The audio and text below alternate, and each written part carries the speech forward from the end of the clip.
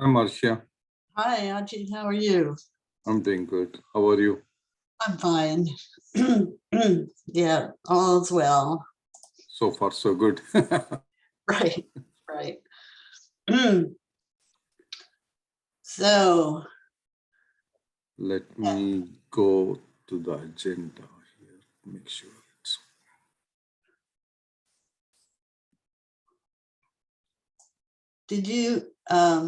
did you have a good break? Oh, yeah. It was good. So far, everything. Okay. Agenda. Your meetings.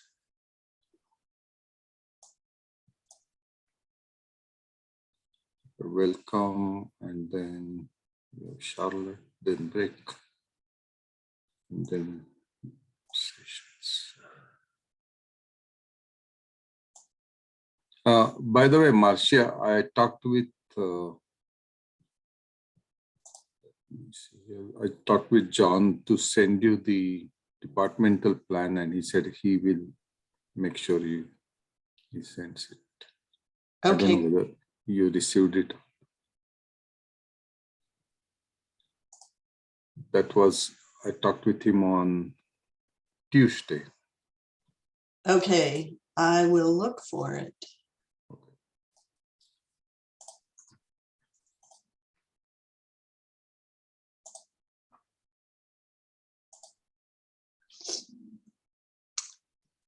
Okay. I will be back in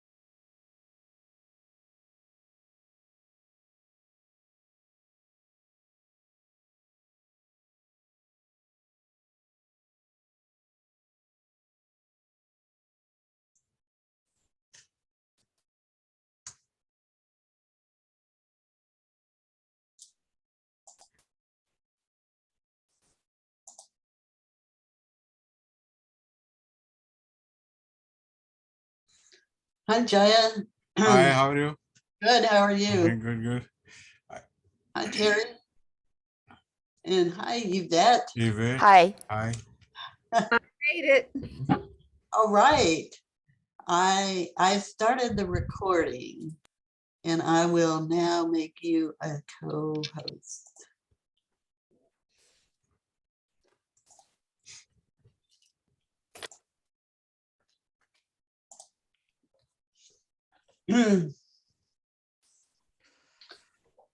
So Jaya, it looks like you're back in your office. Yeah, I'm back in my office. Hmm. Just I work better in the office than at home. Even online class, I'm teaching from office. Uh-huh. Yeah. Last night I had 6:30 to 9:30 evening class. Oh, that's a long time. Long time, yeah. So are most people working back in their offices now? No, actually nobody's coming to office. Everybody is teaching from home. Yeah. Yeah. Maybe 10% are coming to office. Uh-huh. Yeah. In NC State, you have online class for 2 weeks also? No, we started in person. Oh, in person. Yeah. So not everybody's happy.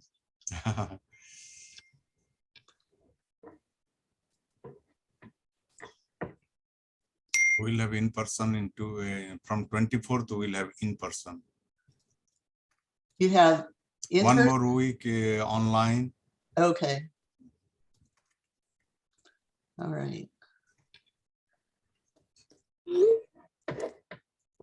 Hi, Kathy. Hi, Yvette. Good morning.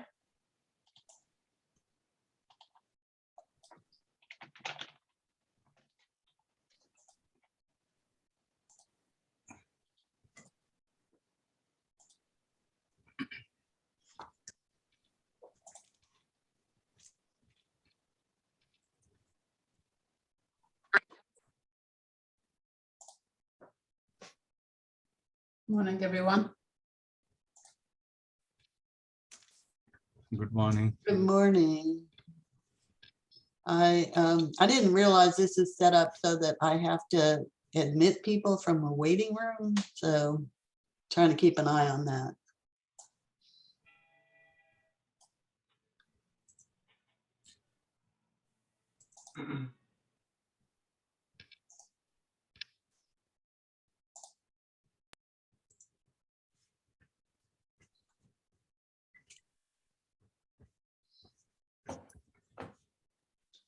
And Yvette, do you have the waiting room also?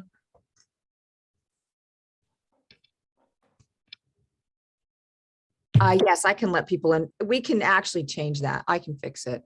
Oh, great. No, I can't. Maybe you can do it. If you go under security, Okay. can you click on where it says, Oh, I see. It says, no, it won't let me. yeah, it won't let me do it either. No. it I won't. think NC State has changed their thing. You either have to have a passcode or you have to have a waiting room. I haven't figured out a way to have neither. Okay. Right. Well, this evidently you can get in either way. And so some people need to be in the waiting room and some people don't. For some reason, I guess some people are using the passcode and some aren't.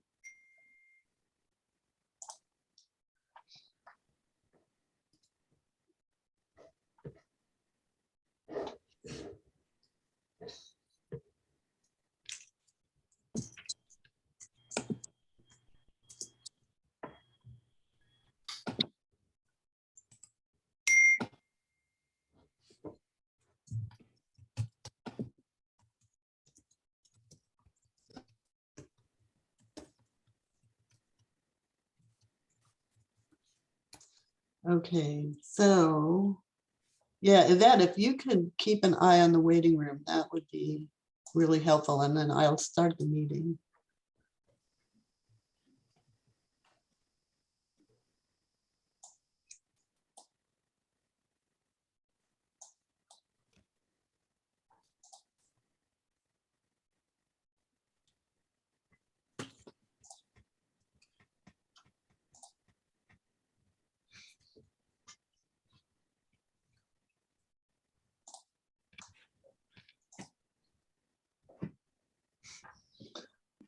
Well, good morning, everyone. It is great to see you all. This is the winter meeting, 2022 winter meeting of the AGEP North Carolina Alliance. And I'm Marcia Gumpertz. I'm the PI for North Carolina State. And this is an alliance of North Carolina A&T and UNC Charlotte and NC State. And let me just introduce Yvette Hewitt is the PI for UNC Charlotte, and Patrick Martin is the PI for North Carolina A&T. And so the agenda for this meeting is online, and I will put in the chat. I'll put this link in the chat so you can see that.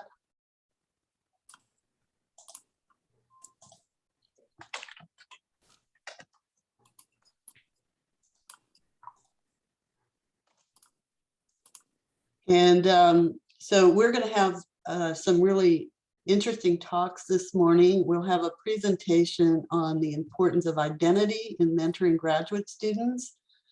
The students will have a panel on navigating doctoral programs, and then they will report out back to us. The student panel is for students only, but then a representative will report back out to us. We'll have an overview of the activities and progress of the AGEP-NC Alliance. And then the last talk of the day will be really interesting also, the impact of language on our efforts and the way we discuss diversity, equity, and inclusion. The presentations will be recorded. The student panel will not be recorded, but everything else will be recorded. And we would ask that you complete an evaluation survey for each presentation, and we'll put the links to the feedback forms in the chat at the beginning of those presentations. And so now I'd like to turn it over to Yvette Hewitt. As I mentioned, she's the PI for UNC Charlotte. Welcome, everybody. Happy New Year. It's so lovely to see so many squares on my screen. You all look wonderful. I get to introduce our first speaker this morning, and I'm going to try to keep this, so it is not a diss, Manuel. I'm trying to keep this really short so you have the longest amount of time to speak.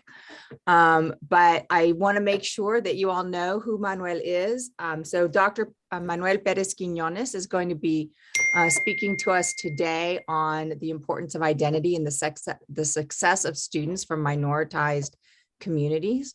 Dr. Perez-Quiñones, we are really lucky at UNC Charlotte to have him. He is a professor of software and information systems in the College of Computing and Informatics, where he came to us from Virginia Tech.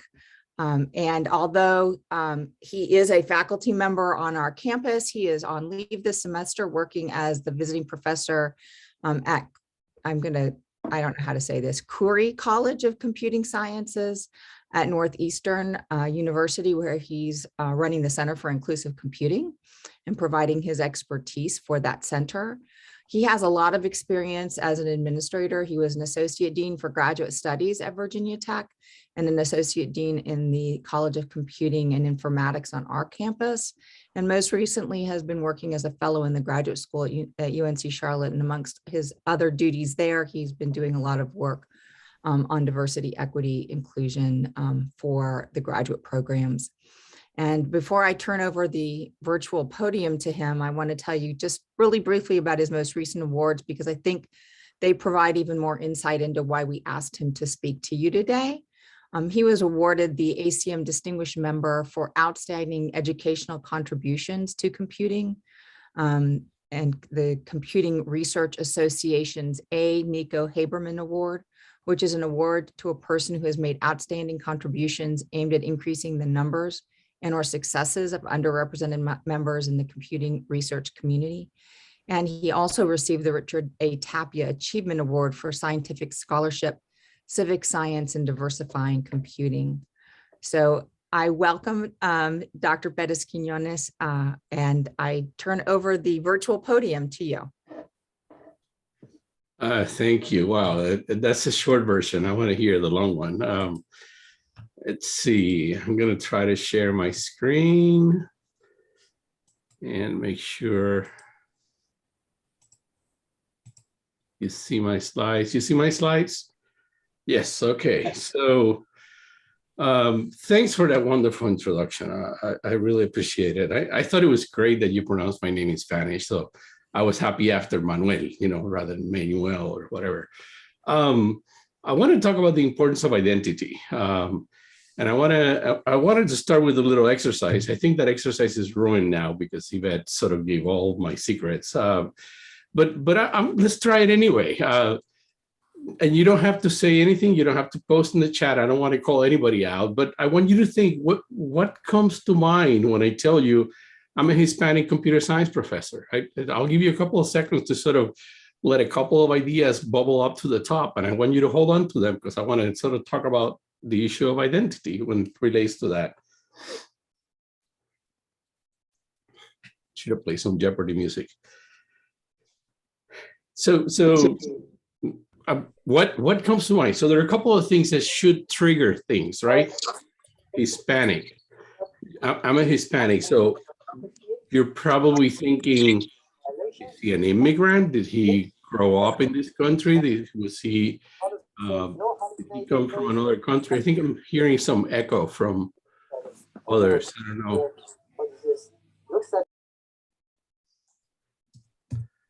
know.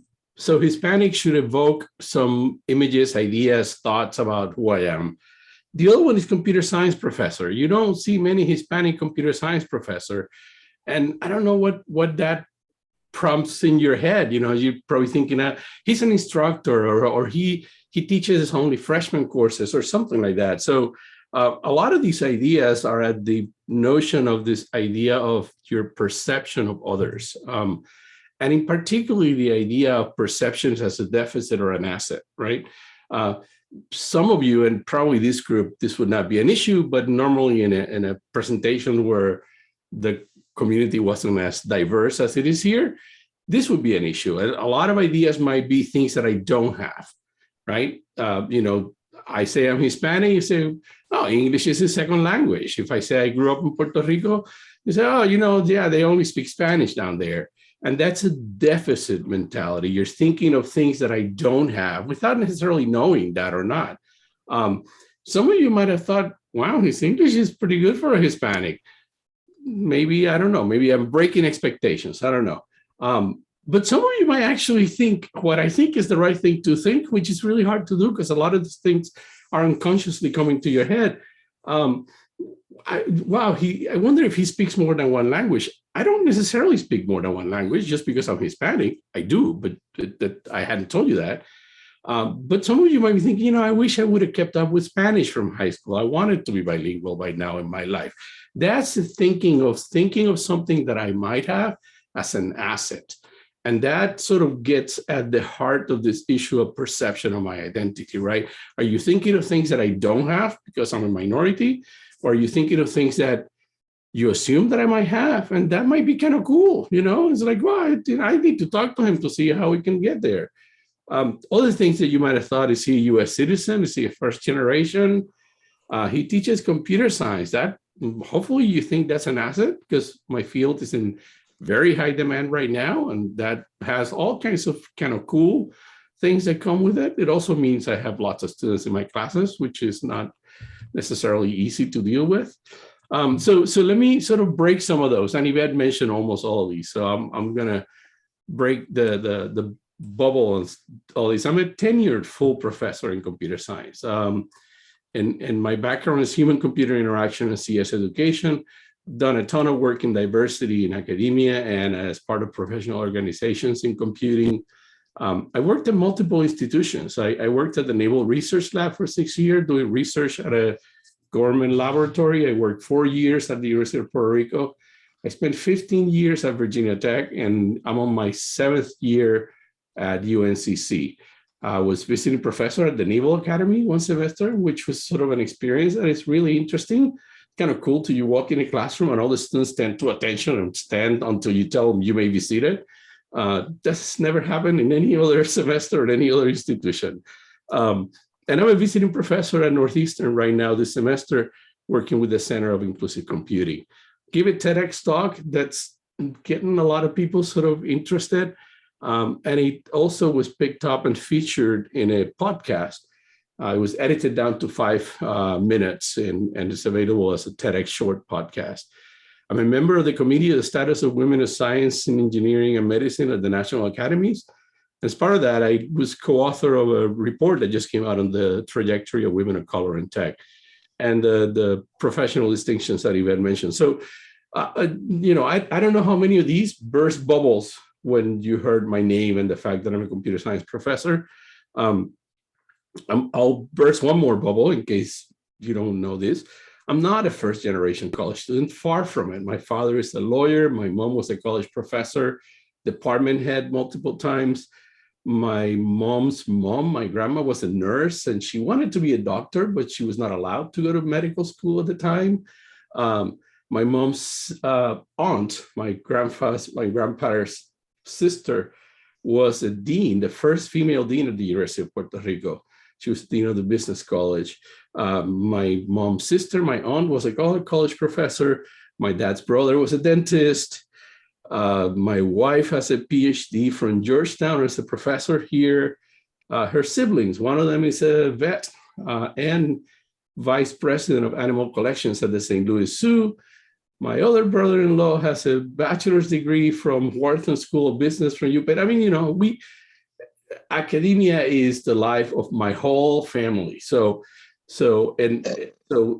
I don't know that you normally see a PhD full professor in computer science that has that long, big background of family history in academia, but that's who I am. And that's not an identity that you would have applied to me.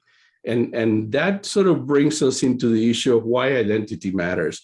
And in particularly sort of the clash between the perceived identity and the conception, the self-conception of identity, right? The perceived identity is sort of how you see me as part of another group.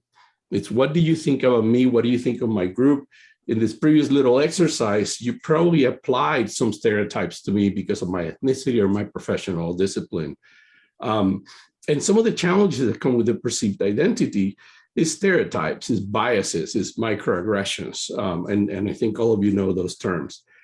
The self-conception of identity is the other side. It's my view of myself. It's how I identify myself. What kind of group do I belong to? I'm a Latino, I'm a Hispanic, I'm Puerto Rican, I'm from the Caribbean, and I'm all those at the same time. I'm in no particular order. You can't take one off any more than the others. That's part of my identity. And this self-conception is what drives me to affiliate with other groups. It's what makes me consider myself as part of that group. And I've only mentioned sort of the ethnic and race background in here, but part of my identity is that I'm a computer science professional, professor, a researcher. And that's again, you can't peel that off. I might not be working as a professor in a particular point. I still have a PhD in computer science, and that's just part of who I am. And the issue with identity is the clash between the perceived and the self-conception. That is where the problems become when we're dealing with supporting students, is that we look at them and we apply to them a group identity and some perceived identity attributes, and they think of themselves maybe differently. And that clash is at the heart. It's one of the challenges for inclusion. It's one of the things that makes inclusion difficult, because we want them to be part of the group that they might not want to be part of that particular group. They might want to be part of a different group. So briefly, let me talk about perceived identity. Microaggressions, and again, I think this group probably understands all these things, are very common. They're situations that basically are telling you, you're not like me and you don't belong here. Not necessarily implicit, not necessarily on purpose, Things like, and these are some of the ones that I get a lot. Your name is so cute or so long or so interesting or so unique. And there's that little thing that you put over the end. And it's like, that's just normal part of my name. Don't make it look weird because you're highlighting the fact that my name doesn't look like yours. Or people that tell you, I love how you make that R sound. It's like, what? Or another one that it's intended to push you away. I'm a third generation American. You know what? I'm a third generation American too, because Puerto Ricans became citizens in 1917. My grandma was alive, so that means my dad was born a U.S. citizen, which means I'm a U.S. citizen by birth. So that's 3 generations. So, and I don't know what that means. Does that mean that that's better than a 2-generation American? Nowhere, anywhere that is defined as Americanness. So these are phrases that are used as a way to try to separate us, to try to define identity in ways that say, I'm not like you, or you're not like me, and you don't belong here. The other side is the implicit bias, and it's all these social stereotypes that people apply to a group without thinking about it. It just comes implicitly, and it literally almost always leads to flawed decision-making, right? People assume because Spanish was my first language that maybe English is not my forte when I write. But honestly, I've been English more in my life than Spanish. I wrote in Spanish when I was in high school, and that was it. So writing in Spanish is even communicating in general in Spanish is not a strength for me, even though speaking Spanish probably comes more natural than English right now. And that's, you make those assumptions. I've had people that tell me, well, it's too bad you don't like to write. I'm going like, who the hell told you that? I mean, where do you get that? And that sort of leads to blocking opportunities or blocking sponsorship opportunities, or people thinking, well, let's not put Manuel because he's not an English speaker. He cannot do this type of job. And then there's this stereotype threat, which is unfortunately the way our brain works, is that we live up to the stereotypes that they apply to our groups. So we somehow don't sort of go out of our way of saying, I can do that job, because it's like, no, people like me are not supposed to do that job, so I'm not going to push for it. And we check ourselves out from those things. So these are some of the issues that come behind perceived identity. I want to highlight another one, and it's important for this group, is this idea of, are you a minority or are you diverse? And I'm not a minority, I'm not diverse, I'm not underrepresented. None of those things apply to me. As a matter of fact, I grew up in Puerto Rico being a majority. I grew up in a society where 99% of us were like me. Different colors, yeah, different genders, but we were all Puerto Ricans. We were not a minority. We were not discriminated against each other. It might be discrimination because of race and gender, but not as my racial and ethnic identity. But the moment I stepped into the US, I became a minority overnight. So the minority is a tag that doesn't go with me, it goes with me as part of my affiliation to a group. So I am a member of a group that is underrepresented in computing. I am a minority in the United States, or a member of a group that is a minority in the United States. And when I walk into most social groups in North Carolina, where I live, the groups becomes more diverse because there aren't many people like me in the social circles that I hang around with. But the important thing is that this tag of minority or diverse or underrepresented is a tag that defines the relationship with the group, not me as a person. So in particular groups, I'm not underrepresented. I'm a member of the Hispanic caucus, and we're all Hispanic. There's maybe one or two that is not, but we're not a minority. In our campus we are, but not in the group. So it's this issue that sometimes people use language, and I'm sure Lisa will talk about this at the end, how language sort of impacts how we look at people, right? And if you look at me as a minority, you start thinking that I'm minority, smaller, less than others. So another part of the perceived identity is this phrase that you hear back, and you hear it often as a pushback to diversity. We value everybody the same, or we don't see color, or we treat everybody the same, or if we treat a group differently, it's not fair to the others.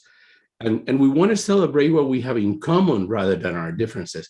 And the challenge with that is, and I don't have to tell this group this, you guys know this, is that the commonality in groups is weighted very, very, very heavily in favor of particular groups because of the history of the United States. And that means that I have to check at the door a lot of things about my identity because that's not in common in the group that I'm hanging around with. So when we talk about celebrating what we have in common, we talk about celebrating things that are part of the majority group and a few things that are mine. Few. As long as I conform to the majority group, we're going to celebrate those things too. And that becomes part of the issue of making me part of an outsider, or students that are from minoritized groups as outsiders, because a lot of the things that are unique about them, it's not in common because it's unique about them. So it doesn't get celebrated, it doesn't get brought in. And then we're always forever pretending to be outsiders in larger groups. So the answer to that, as we hear this, is a nice cliche: be yourself. Bring your full self to work. You know what being myself means? Means that I don't have to hear language jokes. I don't have to hear jokes about how I mispronounce a word. I don't have to hear anybody surprised when I don't remember a particular word in English that everybody knows what it is, but I didn't because I didn't grow up with it. Or cultural jokes or cultural values. I grew up in Puerto Rico listening to TV in the days when there was no cable TV. So all the TV in the 60s, I did not see it in the 60s. I saw it in the 70s translated to Spanish. And a lot of stuff didn't translate or wasn't used. So I went to college and I had a professor, his first name was Milton, and everybody called Uncle Milty, and everybody laughed. And I thought that must be funny for some reason. I had no idea who Uncle Milty was in popular culture in the US. And I had no idea that was sort of an insult to the guy. I had no clue. So I sort of, that's funny, Uncle Milty, and I had no clue what they were talking about. So I could not be myself if the group is, behaving.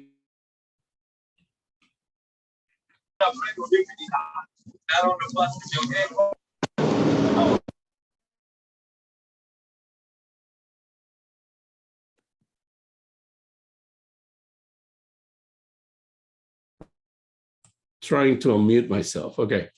So no qualitative judgments of things that are different across culture, food, music, customs, traditions. The fact that I have two last names, I'm tired of hearing, which one is your last name? Both. Norms, clothing, women wearing big earring loops. It's not a big deal in African-American and Latino circles, but there's always a comment about Alexandria Ocasio-Cortez and her big earrings. Like, who cares? Let her wear her big earrings. Who cares? If you don't like them, don't like them. And definitions of success. I mean, I've had, when I took the job at UNCC, I had a couple of colleagues, well-intended colleagues, that said things like, well, I sort of imagined you being department chair at New Mexico State. I'm like, I've never been to New Mexico. Why will I be department chair in New Mexico? Oh, there are a lot of Hispanics over there. But they're not my kind of Hispanics. There are very few Puerto Ricans in New Mexico. Why would you pigeonhole me in that corner, right? I mean, that defines a version of success that is not the one I was pursuing. I wasn't planning on moving to the west part of the US. I've never lived that far out west. My family lives east of here in Puerto Rico. So I'd rather go south, so I'm closer to Puerto Rico, than west. But it's a definition of success that didn't match with who I am or my aspirations, and it blocks me from being myself in work. People are like, "You want to do what? Why?" And representation matters. This picture, I love this story. I love this picture. I was looking for it to put the picture on the presentation, and I found this really cool article in the New York Times that explained how this came about. The family, the dad was retiring from public service, and the tradition is they go have a picture with the president, and each of the kids had a question, and the little one basically said, I want to know if my hair is just like yours. And they didn't know what the question was. Everybody was surprised. The picture, as iconic as it is a crappy picture. They cut the head off of the family. I mean, but it was just so weird and out of nowhere. And the president just bowed down and said, touch it. And apparently the kid was hesitant to touch it. Go ahead and touch it, dude. And then he touches, it's like, yeah, it's like mine. This is the key of why representation matters, right? That kid sees this as somebody up there has the same hair as I do. and is the leader of the free world. And I could probably do that too. Doesn't matter if he wants to be a president someday. It just means that it's possible. And that's the point of representation.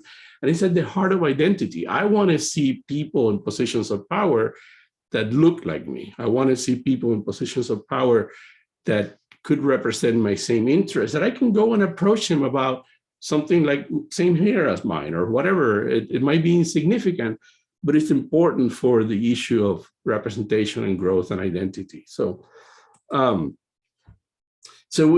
okay, so what, who cares? Why does all this matters, right?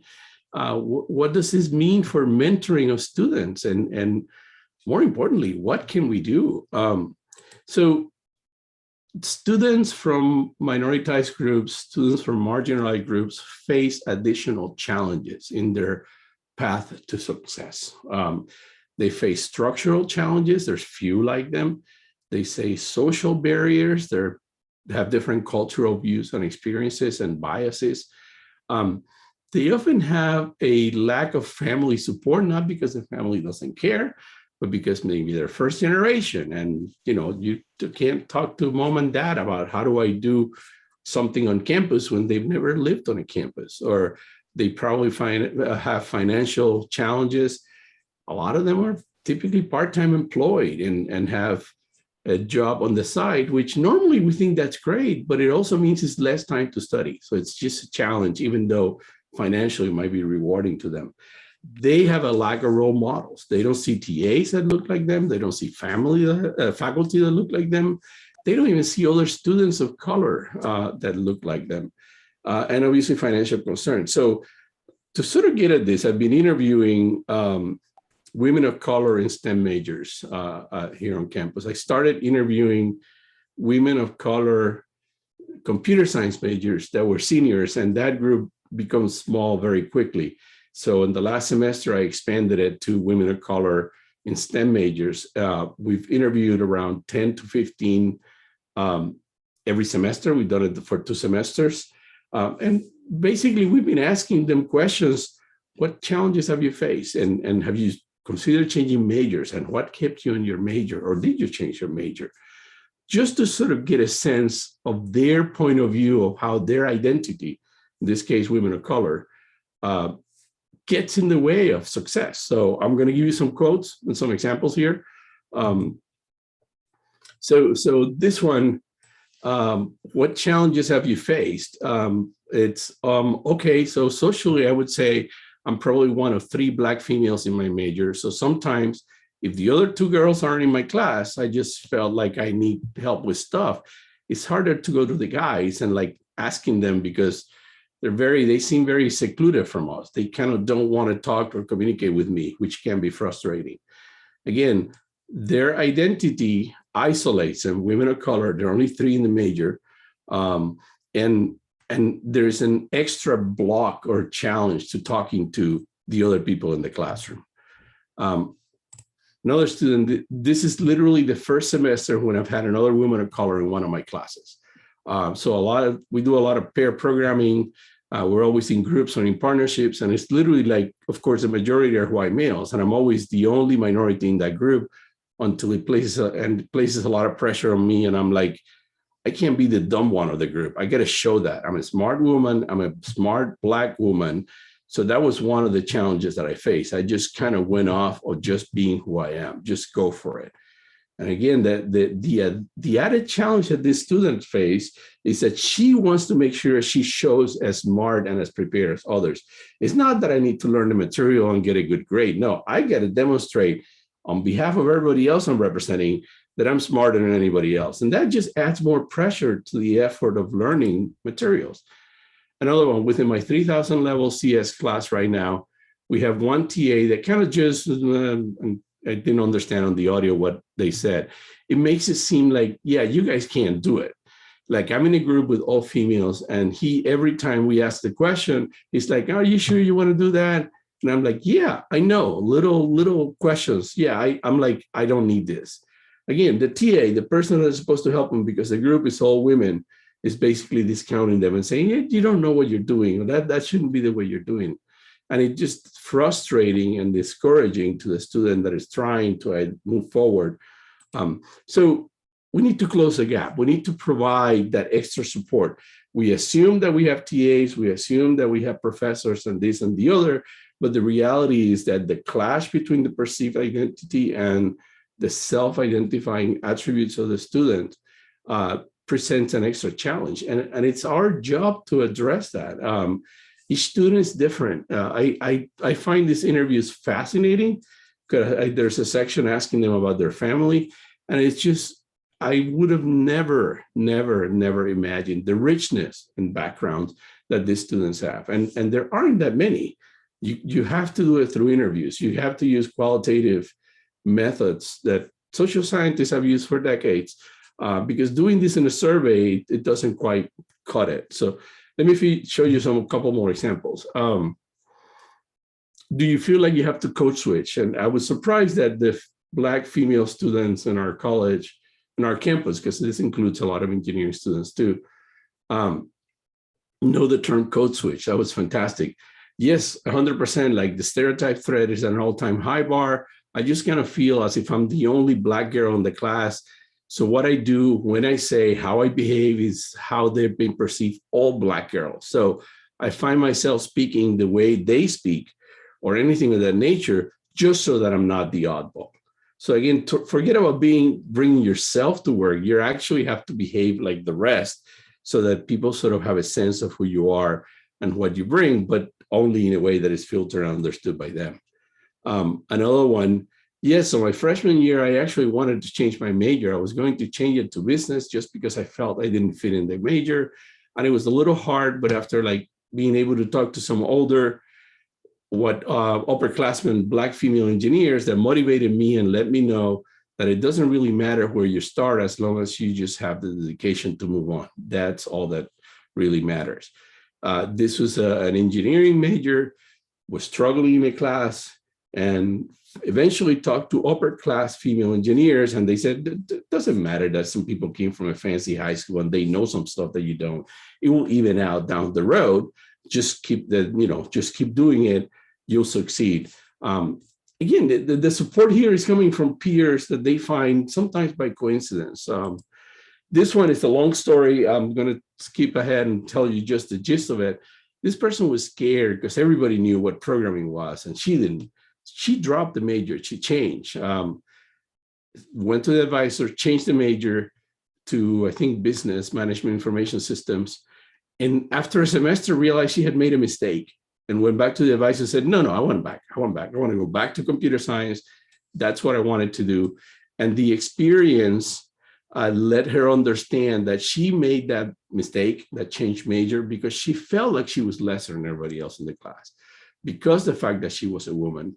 And she switched, and she's 2 or 3 years ahead on the major and succeeding. And I mean, this is crazy, that clash between you not fitting in, that clash of identity, will even take you to change majors for a semester and then change back. Talk about obstacles in your road to success. So we need to expand the social connection that the students face, that isolation that they have. It's really making them change majors. It's not like they can't cut it. It's not like they're not smart. It's blocking them because they don't see role models. We need to provide role models. We need to send students to conferences so that they see other professionals that look like them. We need to create student groups along their identity lines. I got some slides on that. I'll show you in a second. Diversify your TAs, particularly your intro courses. Hire some of your juniors and seniors, students from marginalized group, to be TAs to the other ones. I mean, a lot of these students have mentioned that they meet a senior who's a Black woman, and that made all the difference to make them realize, yeah, it's a little rocky, but you'll survive. Increase the visibility of the few that you have in your staff so that students see themselves and others in your discipline, faculty and staff. There aren't many of us, but if you increase their visibility, it invites the students to reach out to people that look like them. I had a couple of participants in the interviews who routinely went to an advisor in university college, not in our college, because it was a Black woman that talked to them at one point and became sort of like the unofficial mentor. because they didn't have enough in our college to sort of help them on that, or in engineering. Sometimes we've had a lot of engineering students in the interviews. So the student orgs as a support structure has been amazing in the interviews. A lot of the Black female students have mentioned NSBE. One of them mentioned that she knew about NSBE from high school. Before she came to campus, and this was an engineering student, she knew what NSBE was, and she knew she had to join NSBE because friends had told her, said, you got to join NSBE. And NSBE is the National Society for Black Engineers. They have computer science students as part of NSBE. Here's some examples of some of the things students said. We asked them, what kept you in the major after considering changing majors?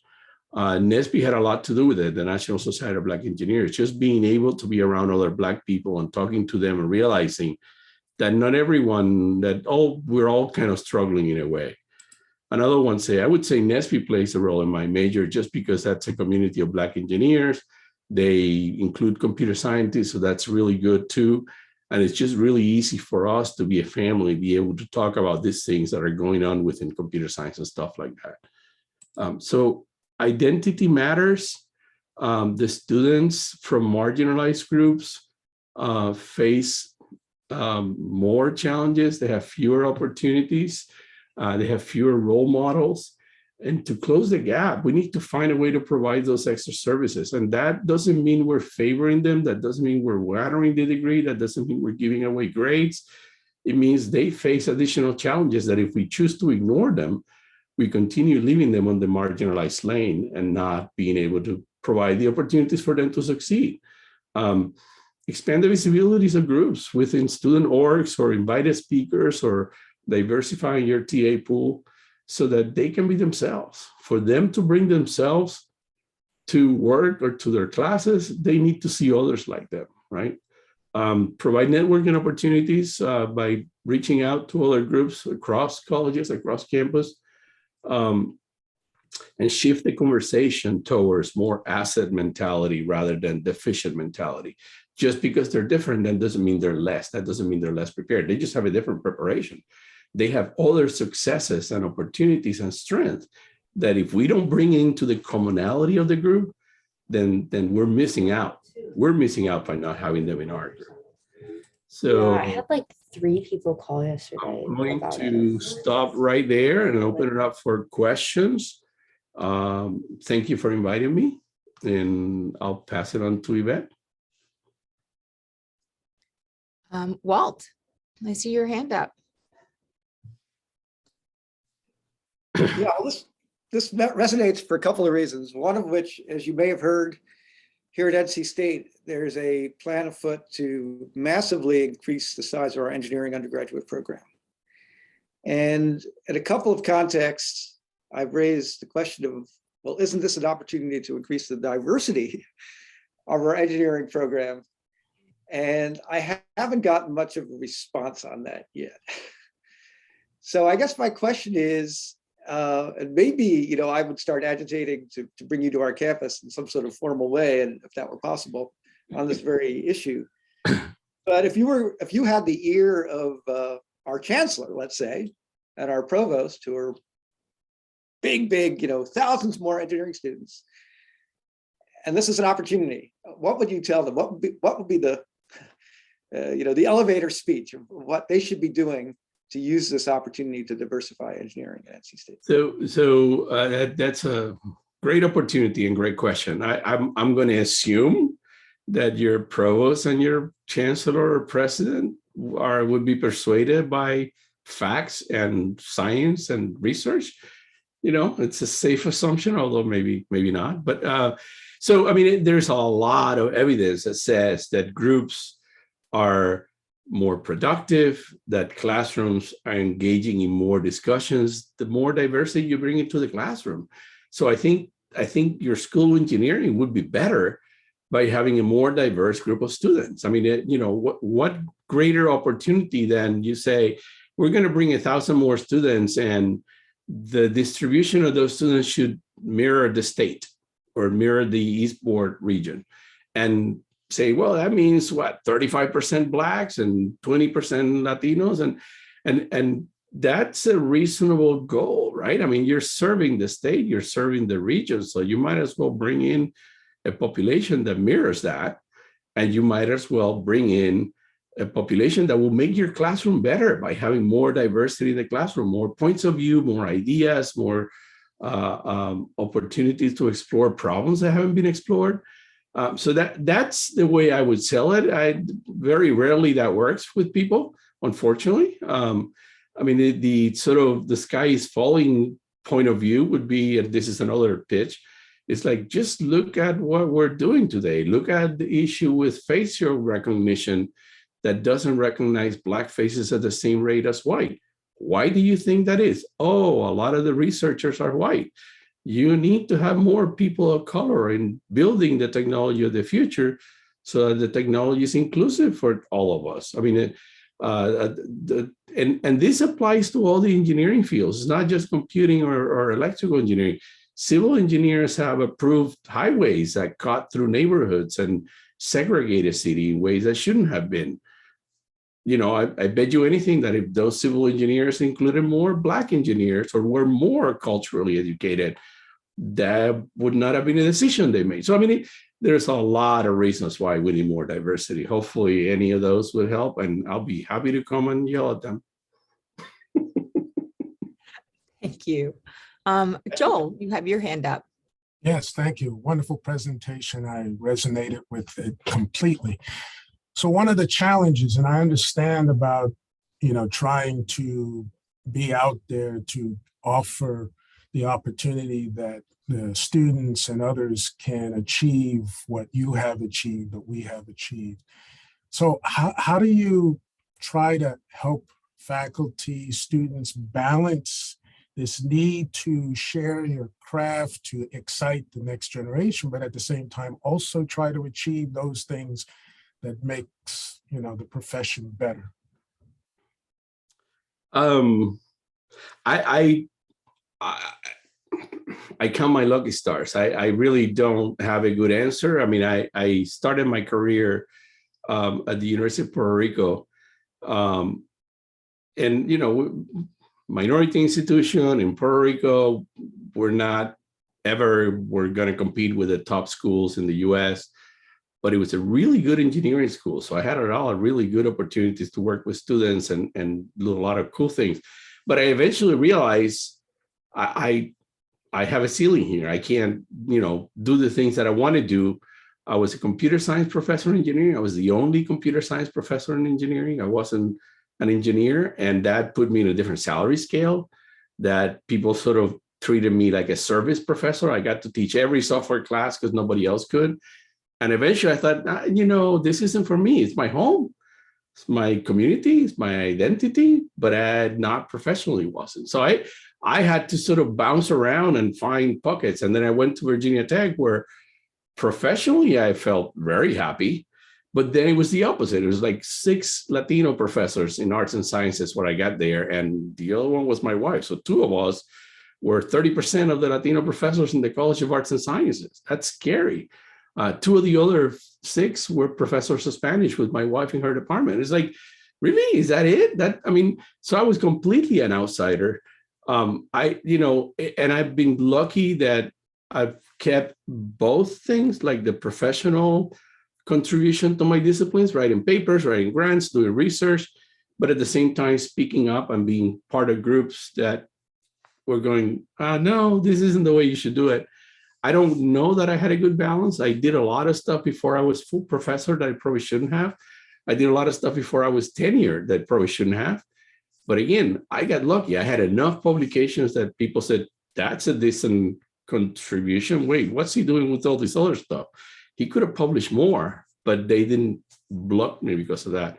So I don't have a good answer. I mean, I made full professor by moving to Charlotte, which I don't have a problem with it, but some people think that's less of a thing. I don't know that I was eventually going to make full professor at Virginia Tech because they didn't value all this diversity stuff that I have been doing.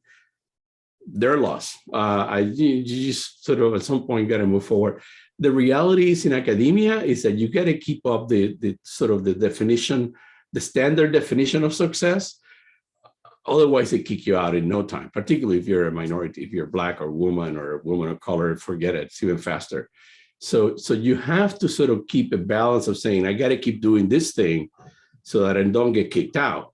But at the same time, I got to provide enough support for others to go like, we're here and we belong. I know there's only one, but we do.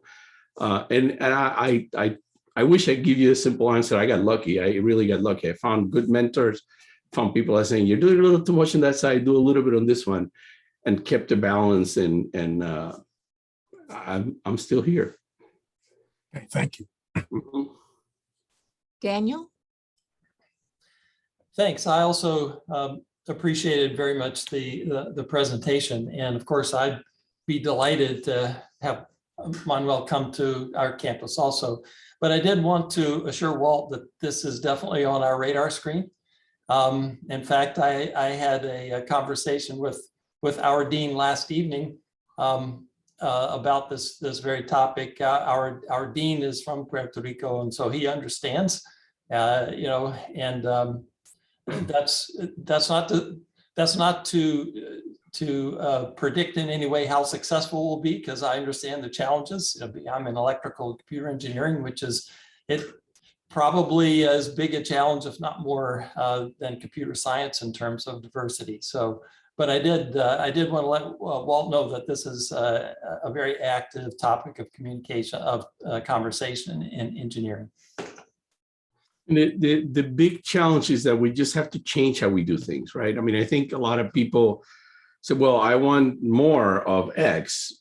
And it's like, and what are you doing differently to get more of X? We are announcing the positions.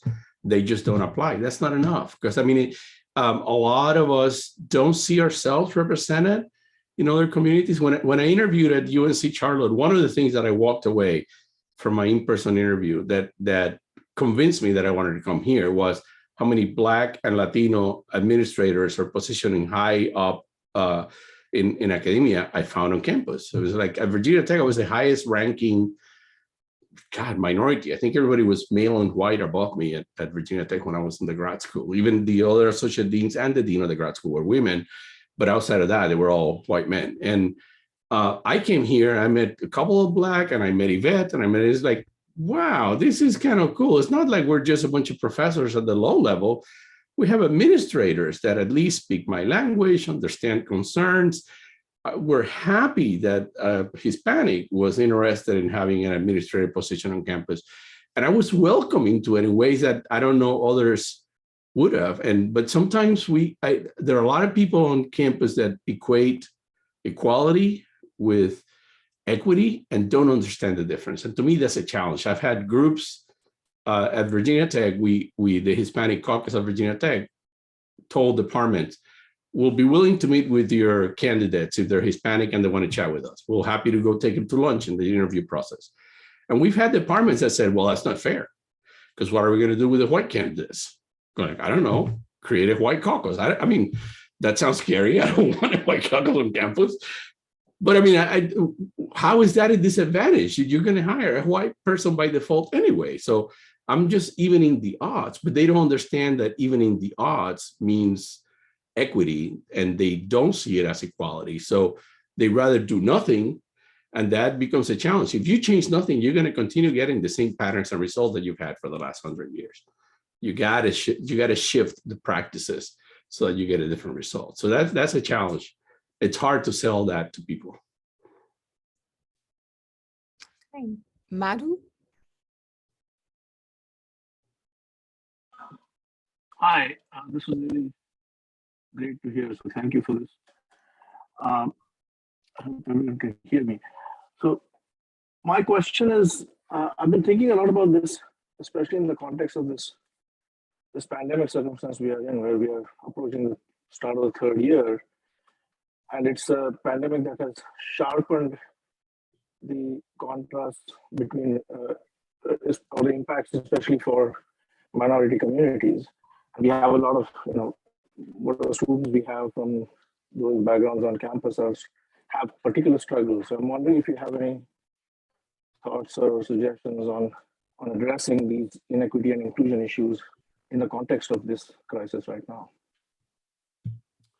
I will mention one thing. Last summer, 2 summers ago, I guess, when the social protest erupted, I started thinking, I get invited to give a lot of talks. I mean, you know, there aren't that many of us in computing at the full professor level. So it's like, let's invite Manuel and Juan Gilbert and this other guy to give all this panel. So, and in the conversations, I always kept going out thinking, well, how can I make my situation for my students better? What's a more equitable thing I can do? And you feel helpless because I mean, I'm teaching a class in a computer science major. I don't control fellowships or scholarships or anything like that, right? But one thing kept resonating, and it was the idea that a lot of people were unemployed, a lot of people were having challenges because of work, and then COVID started, you know, blowing up and all these things.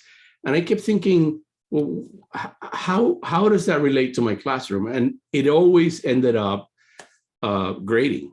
You know, how do I grade students? And I started looking at equity in grading. I thought, no, that'd be a good Google search. And lo and behold, there's a book called Equity in Grading and a whole bunch of research. And I completely changed how I do grading in my class. I threw it out the window. I said, that doesn't work for 1,000 reasons, and even more so now. And it was a challenge to make the change, but the criticality of the moment was like, if I'm ever going to change how I grade in my classes, now is the reason. Now is the moment that nobody's going to say, you're being arbitrary. And no, look at what's happening out there. So I changed how I do grading. I could probably speak an hour about that. Got a panel coming up at a conference on that. And to me, that was one thing that I did that recognizes that students have demands outside of work at a level much higher than when I was a student, right? When I was a student, I keep hearing from people that say, oh, I worked as a waitress at a restaurant and I paid tuition with that. Go like, yeah, no, that doesn't pay tuition today. Nowhere that pays tuition. That barely pays rent, if at all.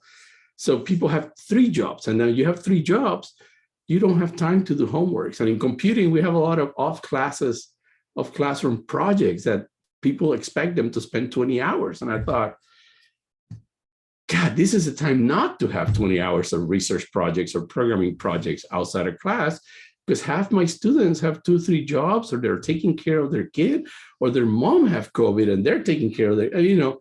So I totally changed how I did that, and I'm still tweaking it. I don't think I have the right answer. But that was one thing that it dawned on me, that society had changed enough that the demand of outside of the classroom is different. For us at UNCC, a ton of our students work outside. So we're not a residential college. I did my undergrad and my master's in Ball State in Indiana, tiny university in the middle of nowhere. You went there and you stayed there all the time. That's not the case here. Our students work and do other things outside.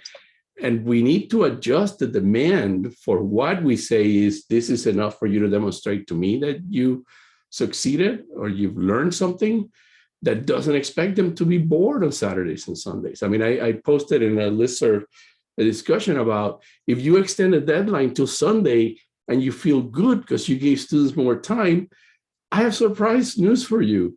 If they're working, that's when they work 8 hours at the shoe store or at the whatever. So you just gave an advantage to the student that doesn't need to work.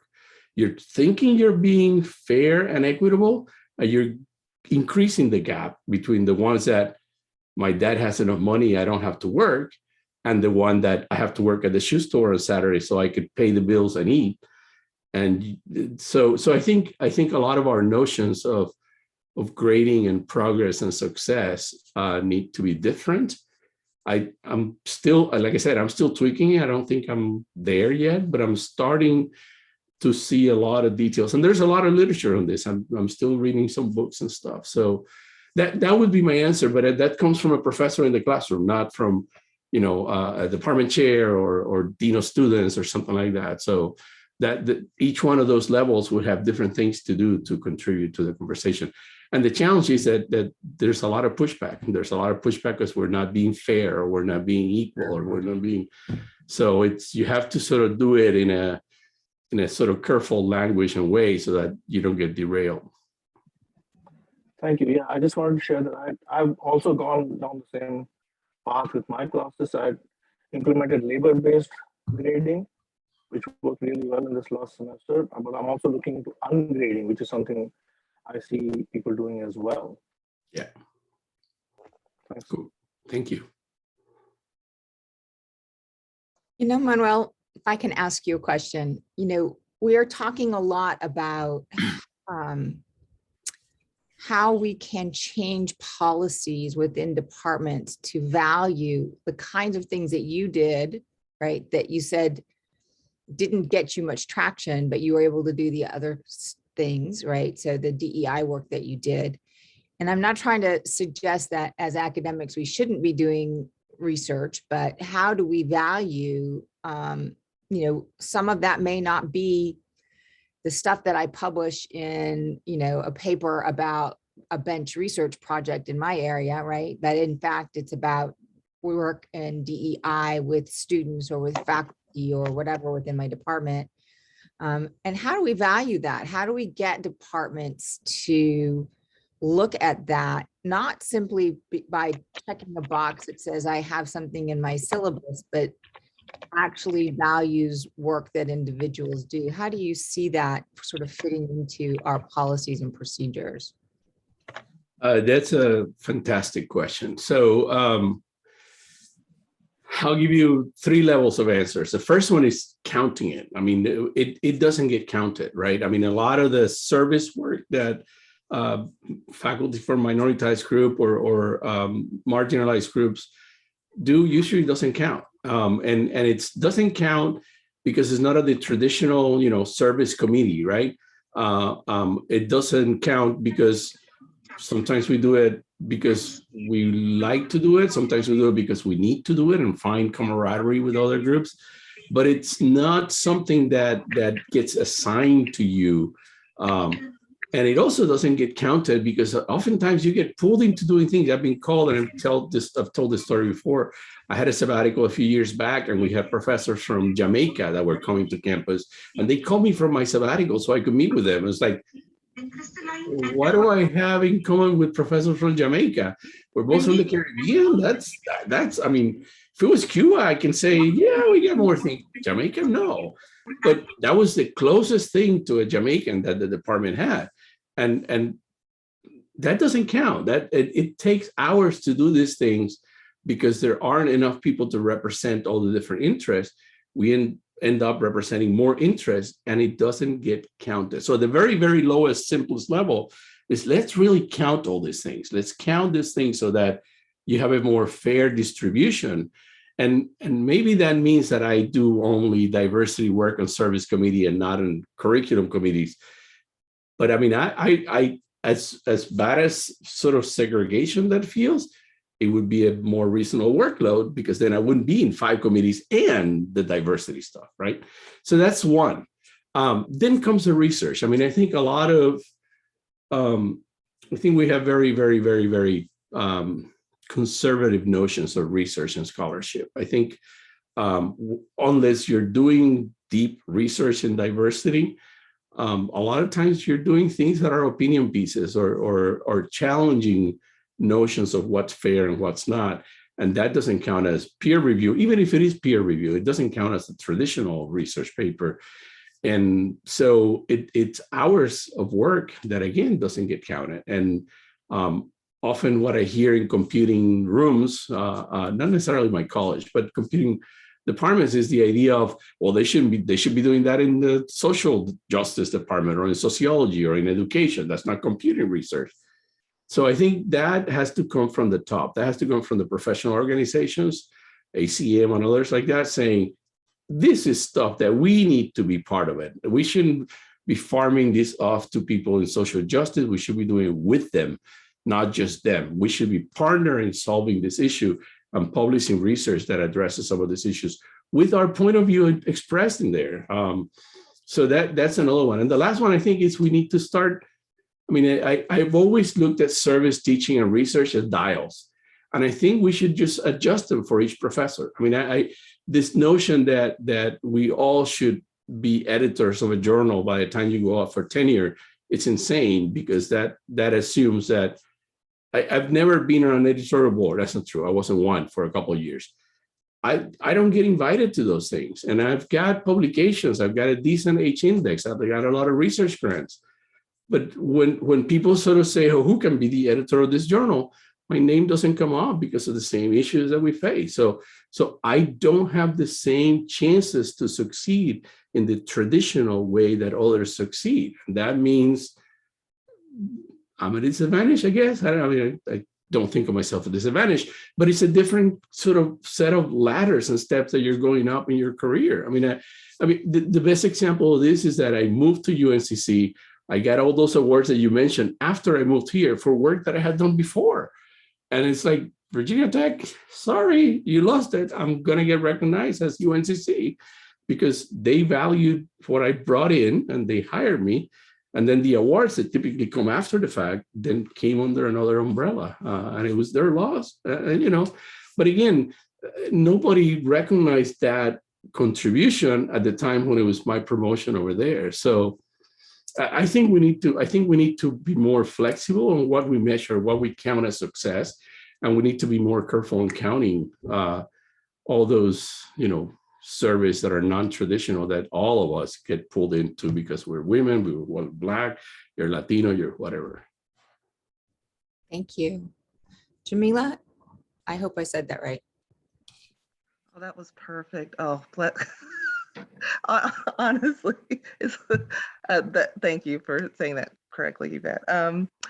So to your point about the research, I honestly think we lose a lot of brilliant students from underrepresented groups because for some reason STEM has this idea that if you have any social justice work that's a part of it, that does not belong in STEM. And I have an undergraduate degree in meteorology, but a PhD in science education, specifically because through education I could look at cultural dynamics as to why people are engaged in science, how they teach science. And I didn't see a lens for that in meteorology. It was like, no, that's separate. And I think we lose a lot of brilliant potential researchers from communities of color and other marginalized groups because of that very narrow lens that we have of what does science research count as. Absolutely. I had an undergrad student at the University of Puerto Rico. I still follow her on Facebook, who came up to talk to me. She had a couple of classes from me. Computer engineering, female, one of a few, was doing fantastic, and said, I want to do grad school. I said, well, that's great. What do you want to do? I want to teach. I said, you want to teach? Why don't you do a PhD in education? And she just looked at me like, what? I'm a computer engineer. I said, you want to teach, right? She said, yeah. Well, learn how to teach. And she did. She went and got a PhD in education instead of engineering, and it's doing fine. Has had a fantastic career. And she reached out to me, I don't know, 10 years later, said, you don't know what you did. I'm like, what did I do? So you told me to consider a PhD in education. I'm like, okay. She said, I changed all my plans because of that, and I couldn't be happier. I had no clue, but she wanted to teach. I said, consider education. You don't have to have 3 degrees in the same thing and work in an R1 to be successful, to say, well, that's the path everybody follows. No, not for you. That's not the path that you need to follow. You need to follow a path that connects with your passion. So your example is fantastic. You've got the science and you've got the education, and that's what you wanted to do. Go for it, and just got to find your path and move forward. That goes back to my comment of people expecting me to be chair of New Mexico State or something like that. No, that's not. That sounds like the next step for me, but it's not. I don't want to move to New Mexico. Nothing against New Mexico. I'm sure it's beautiful out there, but I have no interest in going there. I'd much rather stay here in North Carolina, honestly. Even though I've only lived here 6 years. I think we each need to explore what that means, and we each need to question, what does it mean for me to be successful? And what are others saying I need to do to be successful? And sort of push back a little bit. So I really want to do this. Can I just do this? And and we'll call that good and success and be happy. Thank you. Marcia?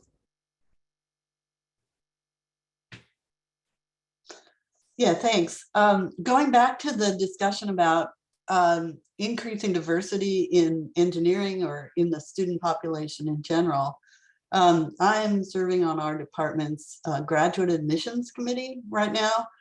And we have had a couple of students who, to me, look like they really struggled in high school and early in college, had to work 3 jobs. One of them dropped out of high school. Then they went to various undergraduate institutions. And then at some point, things just turned around and they started getting all A's in all of their important math classes and everything. Went on, they're currently working on master's degrees. But our admissions committee weren't able to see this. And I tried to persuade them that these students were really a good, that they showed so much determination and ability that they would be able to do fine in our program, but they were still just really afraid that the students would not be able to handle our courses. So you have any suggestions about that kind of situation? Well, I mean, the long-term suggestion is you need more people in your department that have had that kind of background, so that not everybody looks like they went to an R1 for undergrad and an R1 for grad school, and their life was all perfect and beautiful and well planned. I'm one of those cases. I did my undergrad and left, 2 years and worked and actually went back to grad school because I sort of started teaching because somebody had left the university in Puerto Rico, one of the 2-year colleges, and they were desperate. We need somebody tomorrow. Can you do it? I said, sure. I mean, I was 21 years old, that just had a bachelor's degree, and I was teaching a college level course, and I loved it. And then the thing that sort of worked for me or motivated me was a lot of the other people teaching, this is back in the early 80s, did not have computing degrees. So I was way more prepared than PhDs in business and sciences because they didn't know anything about computing. They were learning it as they went. I had a bachelor, and they kept asking me questions. I'm going like, why am I answering questions to other people that have a full-time job? And I had to wait till the week before classes start to know if I could teach or not. At one point I was teaching at 5 universities. So if you look at that background of mine, you wouldn't think twice to hire me as a tenure track professor because I taught in private for-profit universities. I taught in community colleges, part-time for 2 years. But that made me think, well, I want to do research. And then when I went to my PhD, it took me 9 years to get my PhD. The same thing, I didn't have money, so I had to work full time. And it wasn't until I got the job at the Naval Research Lab where I was doing research that my PhD and my research, my work, were the same thing. And that's when I sort of was able to finish. That's nothing like a successful career. And I honestly tell you that I don't think Virginia Tech would have hired me had I not gone to UPR first and won a career award. And then they were like, we won you, come over here, right? So you need more people that looks at those sort of non-straight path and go like, that's fine. I mean, only privileged people go to the top R1 and get a PhD and, by the time they're 28. I was 38 when I was hired at Virginia Tech. So, the advantage of that, and I think Virginia Tech saw this, the advantage is I was way more mature than the other 3 people that were hired that got the PhD the semester before. I had more experiences. I knew how university worked. I got into interesting, difficult conversations that people were like, you shouldn't say that. I was going like, that's wrong. I'm going to say it. Because I was a little bit more mature and I understood if you're going to fire me for that, I'll go get another job. I don't, I've been through this. I've had multiple jobs. I've worked in different places. I did software development. I worked as a researcher in government. I can get a job. So fire me if you want to, but I'm going to say what I have to say. That's a value that you have to be able to look at it and say, we want people like that. So I think one of the things that people say about students like the one you described is resiliency. These are people that are really have the background to stick it out and succeed. And if you just got straight A's from middle school to you got your PhD, you're going to freak out when you get a B, or you're going to freak out when your first proposal gets rejected from NSF. And you don't need that. You want somebody that can be there and go like, yeah, give me more. I'm ready. Pitch. I'm going to hit it over the fence. And that comes from people that have faced some of those obstacles.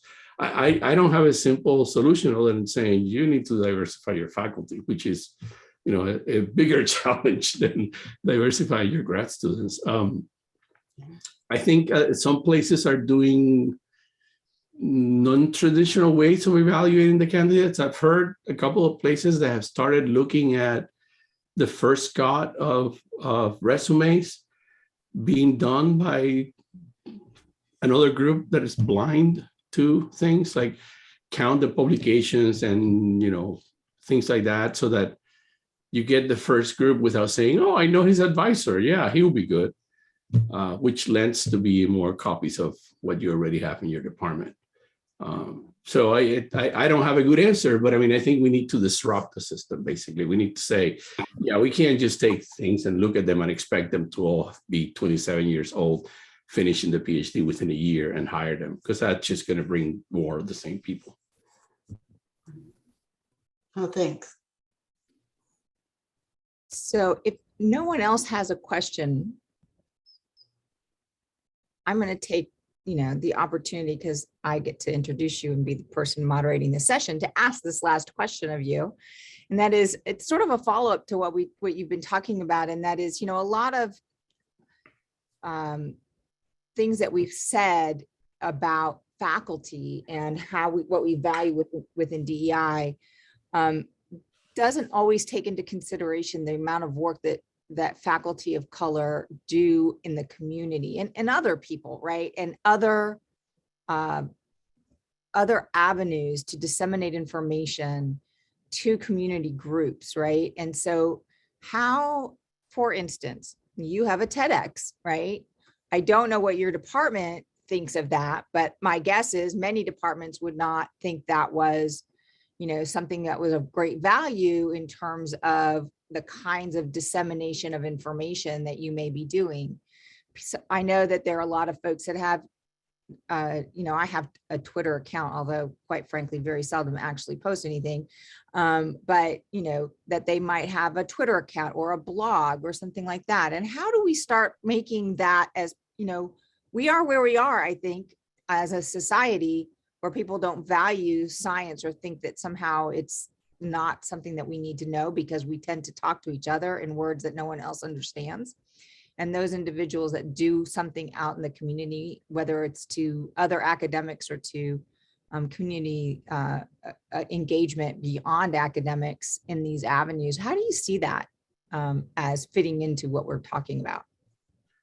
Yeah, I'm glad you brought that up, because my college loves that I did a TED Talk. My dean is here, and she gave a TED Talk the same year I did.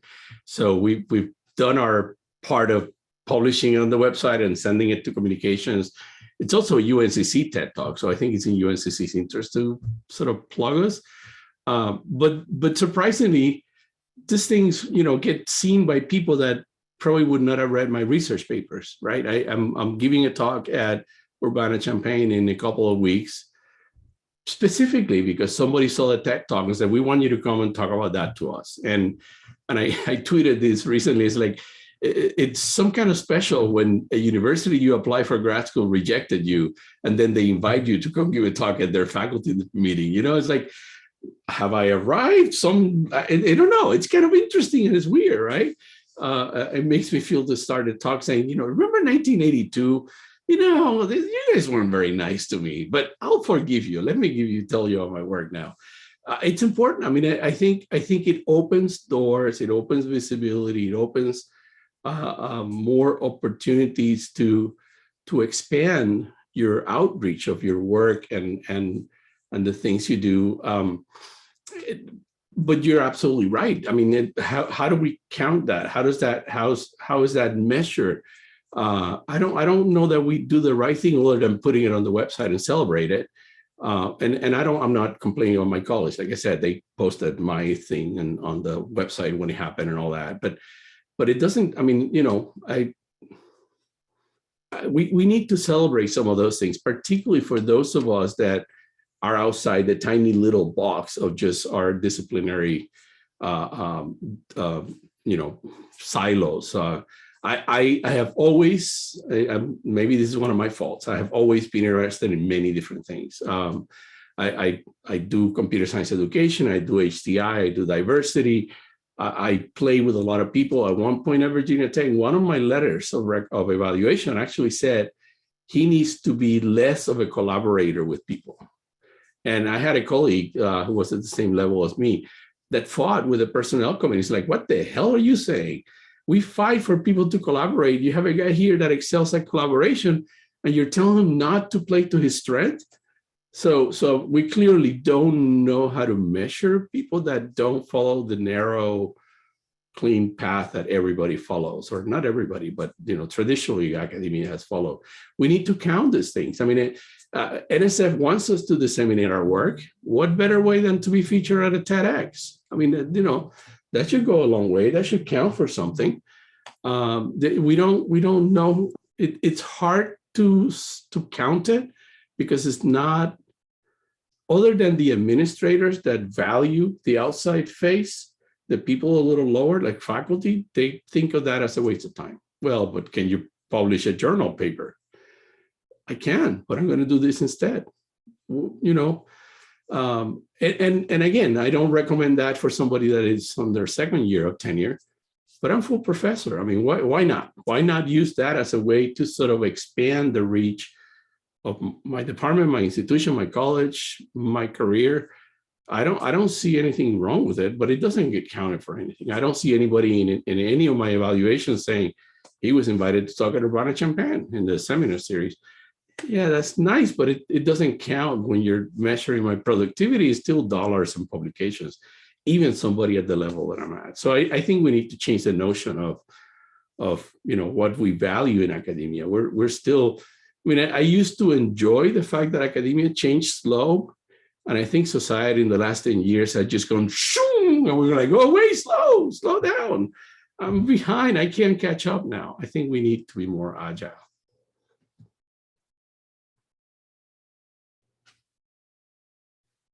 You're muted.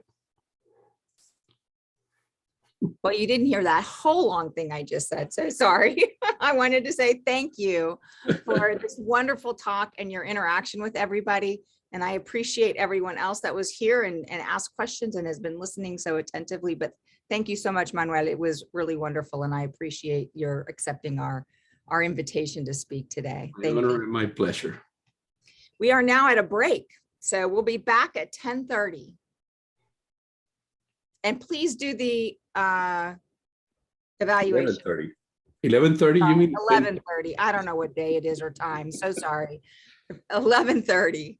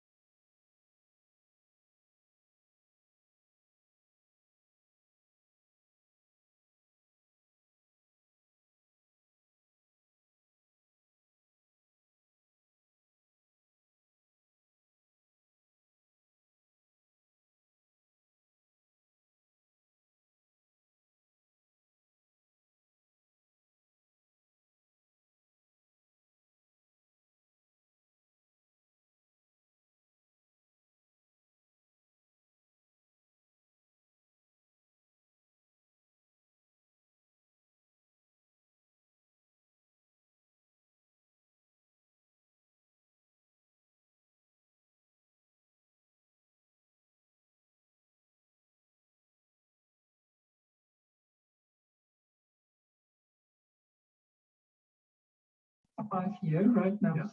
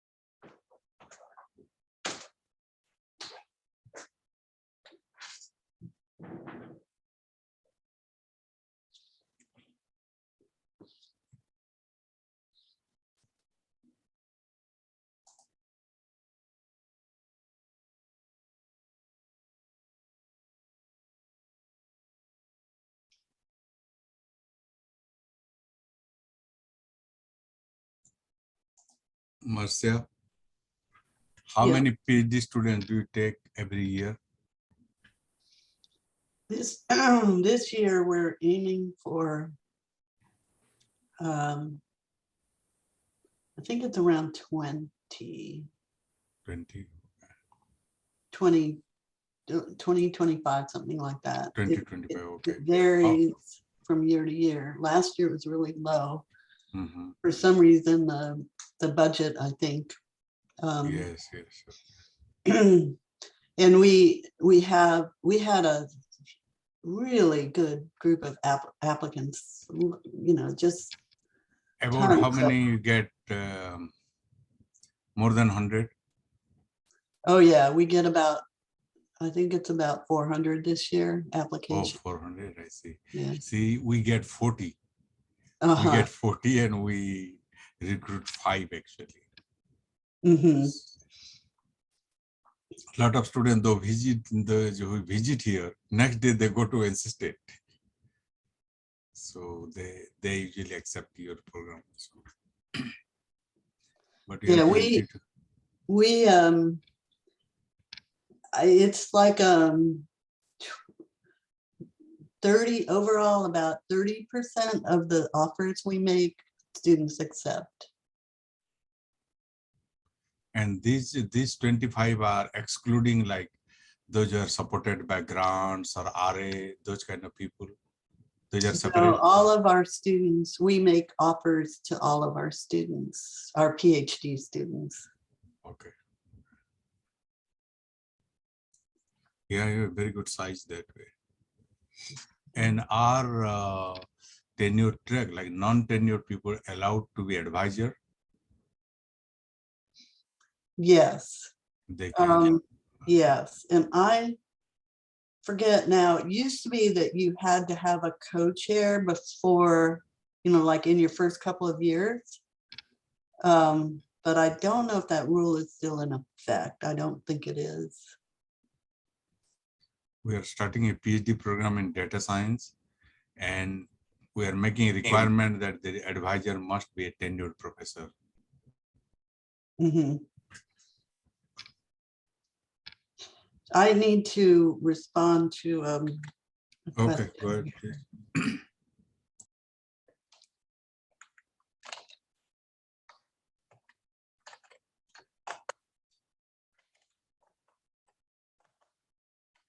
Recording in Okay, it's 11:30, and so I'd like to welcome everyone back again.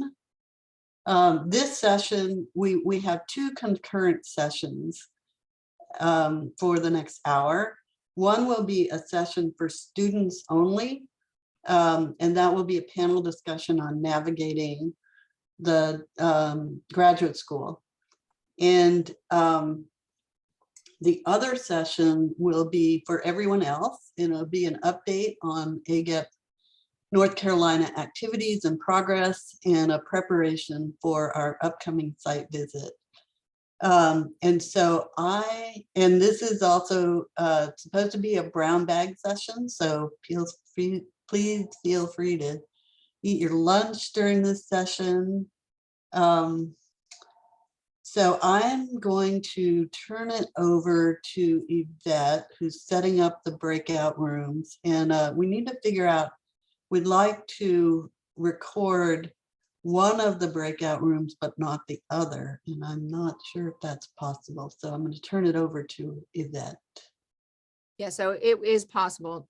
We'll just have to set re-recording when we get into the breakout room. So I have two breakout rooms. I'm going to open them in just a second. This is all on the honor system. So please, you will see I've named.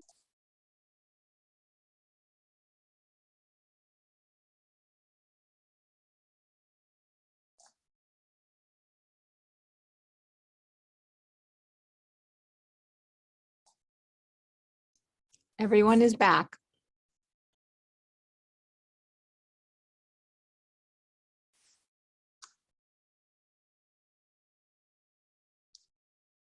Okay, I think Patrick is introducing this next session.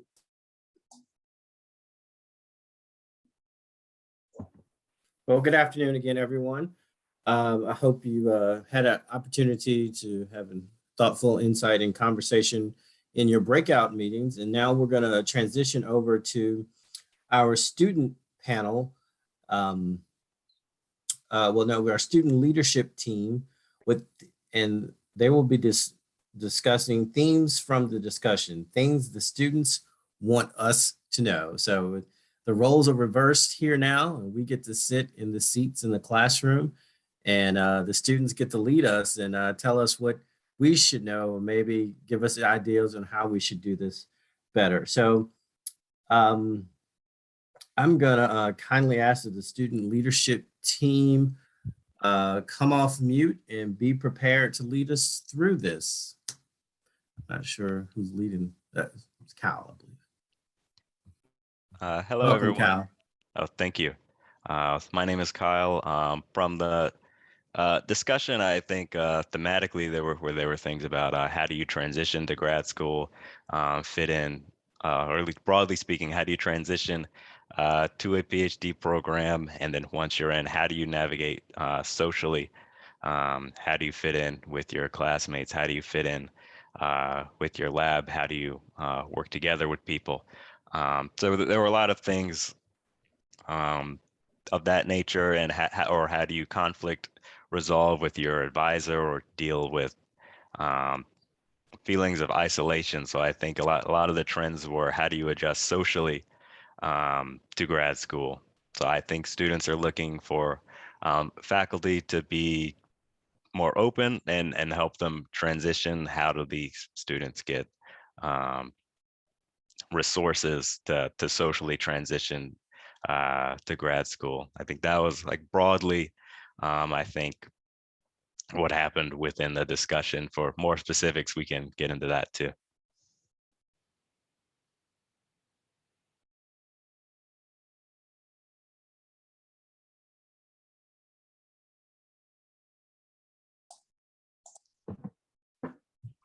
All right, thank you, Kyle. So in your discussion, you said how students transition into our PhD programs. I guess throughout the first year of the PhD program was one of the concerns that was brought up. Was that?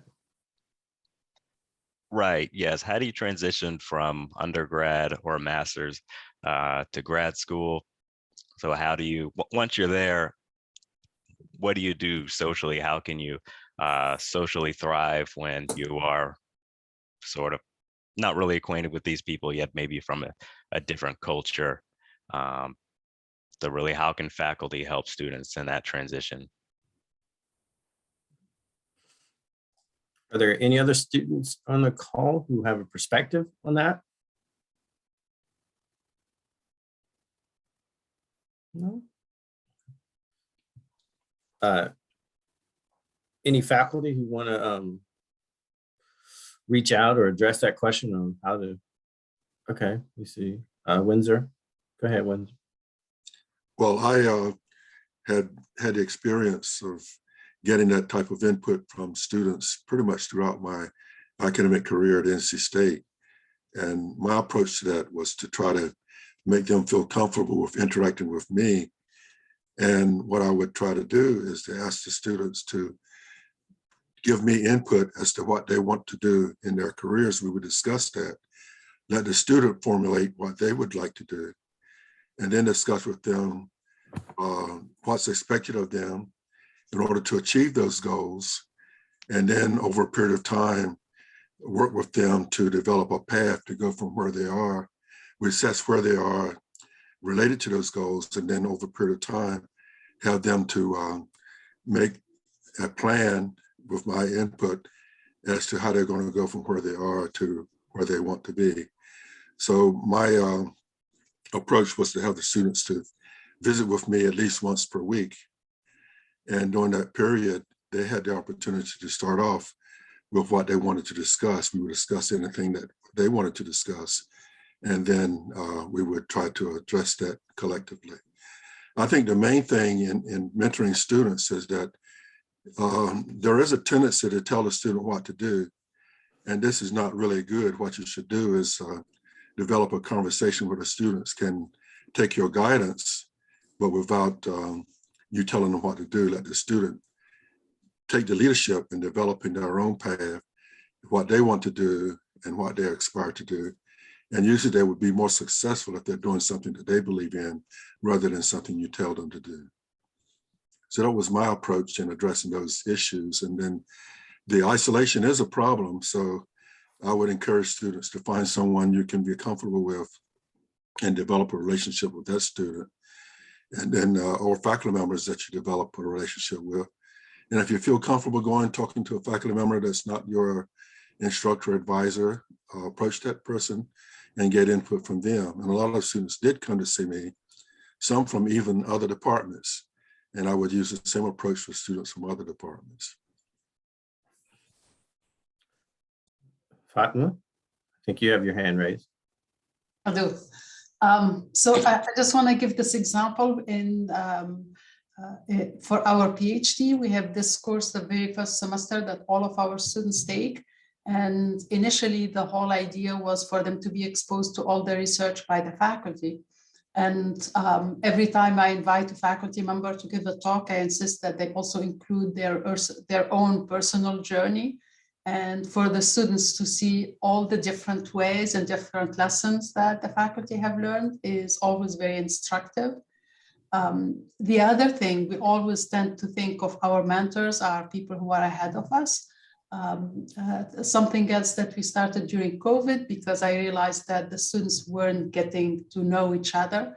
So and that semester I had a fairly small class. I asked them all to give a personal presentation.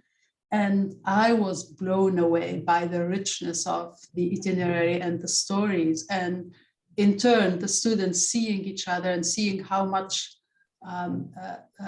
they break, how much cultural and life experience and how much each one of them is completely different and brings something completely different. I think it gives them a completely different appreciation of what they are bringing to the table and how much they bring to the college. And this is, for us, it's true in part because we have many students who come after having worked a few years, who come from a non-traditional path.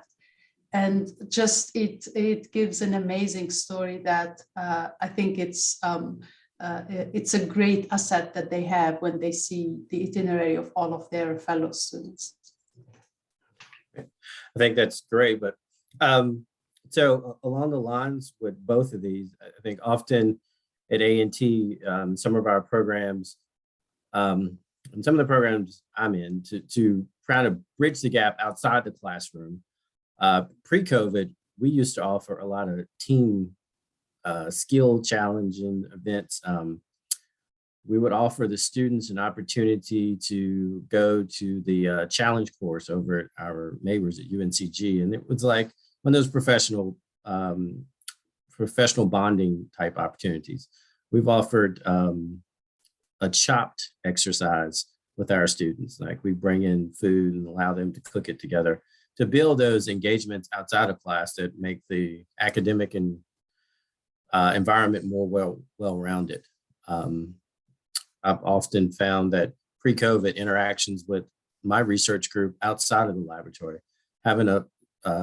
we just started again this summer, having a summer fun day, having a winter festival with the students. I often find that students are much more amenable to me as a mentor once they see that, you know, I'm doing everything everybody else is doing. I'm trying to raise a family. I'm trying to be successful in a career and move forward. And at one point in time, I was a graduate student with the same thoughts that you had. And also one thing that we've developed now since COVID, I think that's a big issue. We've developed a peer buddy system, not mentor. We've taken the word mentor out and we've developed buddy pods. And we initially set them up, but they are able to evolve their own buddy pod system and switch out buddies. And I often find that some things students would come to me about, they don't come to me anymore. And I was like, well, what happened to that? And they're like, oh, well, our peer buddies helped us through that. So, and it's really been helpful with COVID because initially people didn't want to physically interact. So they were able to use Zoom to interact. And now that they are physically interacting, I'll often see students that are like, well, I can't meet with you right then. I'm eating lunch with my buddy system. So I think that's been very helpful to make it more of a family atmosphere outside of the classroom, which then enhances the academic and the research aspects of your PhD program. I see Marcia and Walt. Walt, we'll defer to you first, let you go first. Right, so hearing about the buddies, and this is a question I have. We have in my department, I'm in Marine Earth and Atmospheric Sciences at NC State. We have an active and I think pretty effective graduate student organization that is organized lots of activities and peer mentoring. The question I have, and what would be good to get some guidance on, is they're off and running and that's great, but how do we know that they're being truly inclusive? And in the past, we've had a GSA, for example, that was not very inclusive of our international students. And that was an issue. That the new leadership of the GSA is actually addressing that. So they picked up on that. But when things are handed off to the student organizations to run, what could we do as faculty or department to make sure that people aren't being left out? So it's a couple of questions in the chat. So initially I do set up the pods and I work with the buddies who are already in the system, and every new incoming student, I get a little biography, historical, what they're interested in, research-wise, outside of research, where their background institutions, where they're from. And so we let the senior buddies pick and choose and make the groups. But then I meet with them monthly and I will come on to the Zoom and just say, hey, this is the topic. How's everybody doing? Any administrative, stuff I need to handle. And then I leave the Zoom and I let them run the Zoom. And they set up the topics for each month. And then as you become a senior buddy, you now set the topics for the next group and all this stuff. So, and then I noticed that, hey, I said, well, you're assigned to that person. They're like, oh, well, we found if we swapped, it was a better buddy group. So they do that inherently. we have issues where students don't participate in the buddy group, and they really police that. They reach out to the student. If they don't want to participate, they report it to me and they say, well, we're going to remove this person.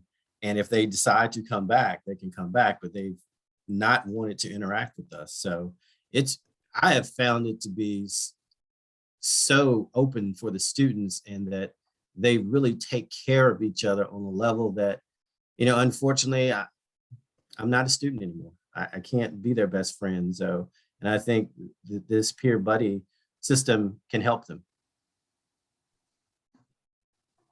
To Dr. Robinson's question, I'm a graduate student, I'm a PhD student in the Department of Biological and Agricultural Engineering.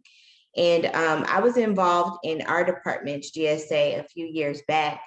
But one of the things that we did to try to make it more inclusive was we would celebrate, like just go and ask some of the international students in our department if there was a particular holiday that they wanted to highlight. And in the past, we had celebrations for like Chinese New Year. I think we also celebrated Persian New Year. And what they would do a lot of times was they would prepare like a little presentation. They didn't have to if they didn't want to do this, but if they wanted to share something about their culture with the department, they could. So they would prepare a presentation for us, explain to us the meaning of the holiday. Some of them would prepare different foods and bring them in for us to eat. And everybody just, stand around and socialize. We celebrated International Mother Language Day. And this GSA, I'm not involved with them now, but they actually have a representative on the board that is an international student, and he kind of facilitates those programs. So I think that's been very helpful, at least for me. I'm an American student, but it's been very interesting learning about the different cultures.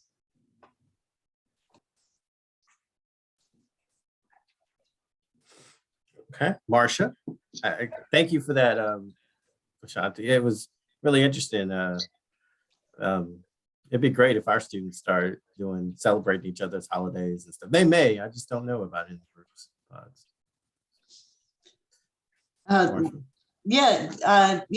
just wanted to ask, I like the short summary that Kyle gave, but I would like more detail.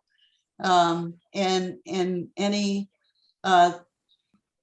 anything that the students shared about what was helpful to you as you were acclimating to your program, and what was helpful as you were trying to navigate the program.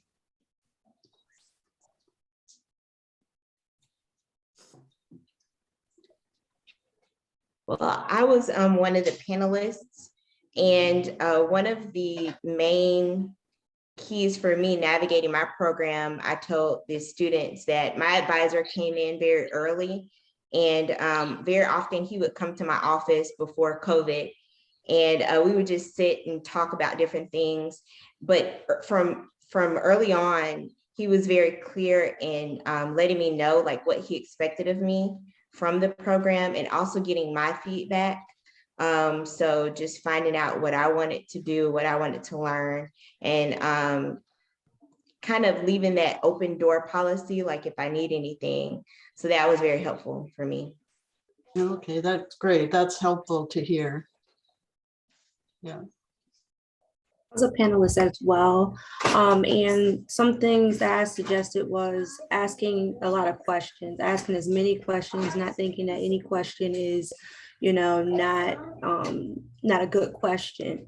And keeping that line of communication open with your advisor so that you can establish a comfort zone where you're not afraid to ask questions, you're not afraid to, bring up your own ideas and things of that nature. So I feel like if you add, the more questions you ask, the better understanding you have, and the more you're willing to open up and communicate, because if your advisor doesn't know that you have a question or know that you don't know something, they don't know how to help you. Yeah, right. Yeah, so true. Did your advisor do anything to sort of signal that it was okay to ask questions, to make it feel like it was, you know, that it was sort of safe to do that? Off the top of my head, I can't pinpoint a specific thing that he did. It's just, I don't know, I guess it's just an energy thing. Or he just, it was just comfortable for me. I didn't feel afraid. He wasn't too intimidating, and it wasn't an environment where I felt like I was being talked at. You know, I felt very inclusive in the conversation. I felt he was asking me questions as well. What did I think? You know, it wasn't just like a one-way street. It was two-way street. Right. Yeah.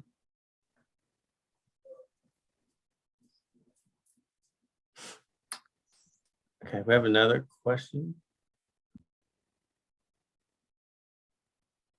Looks like Nazi Parade.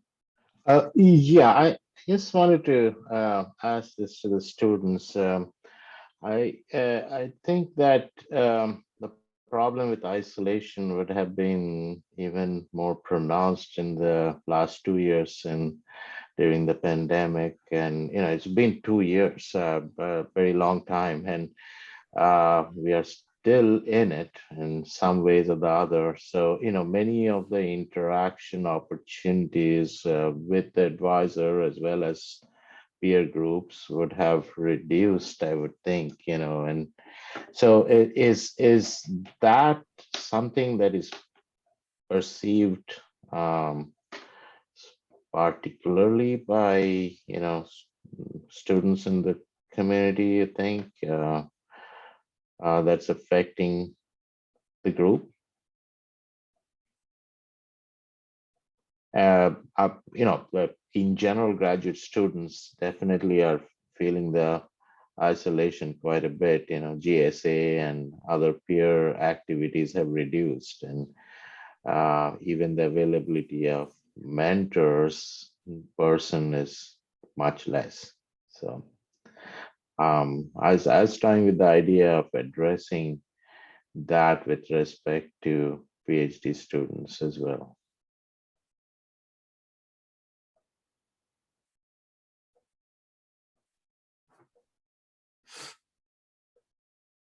Any students have a comment on that?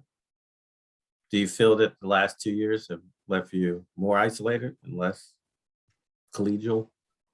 Well, I was also involved in another group on campus at NC State. And very early on, we started Zoom meetings, and that was a complaint from a lot of our members that they felt lonely and isolated.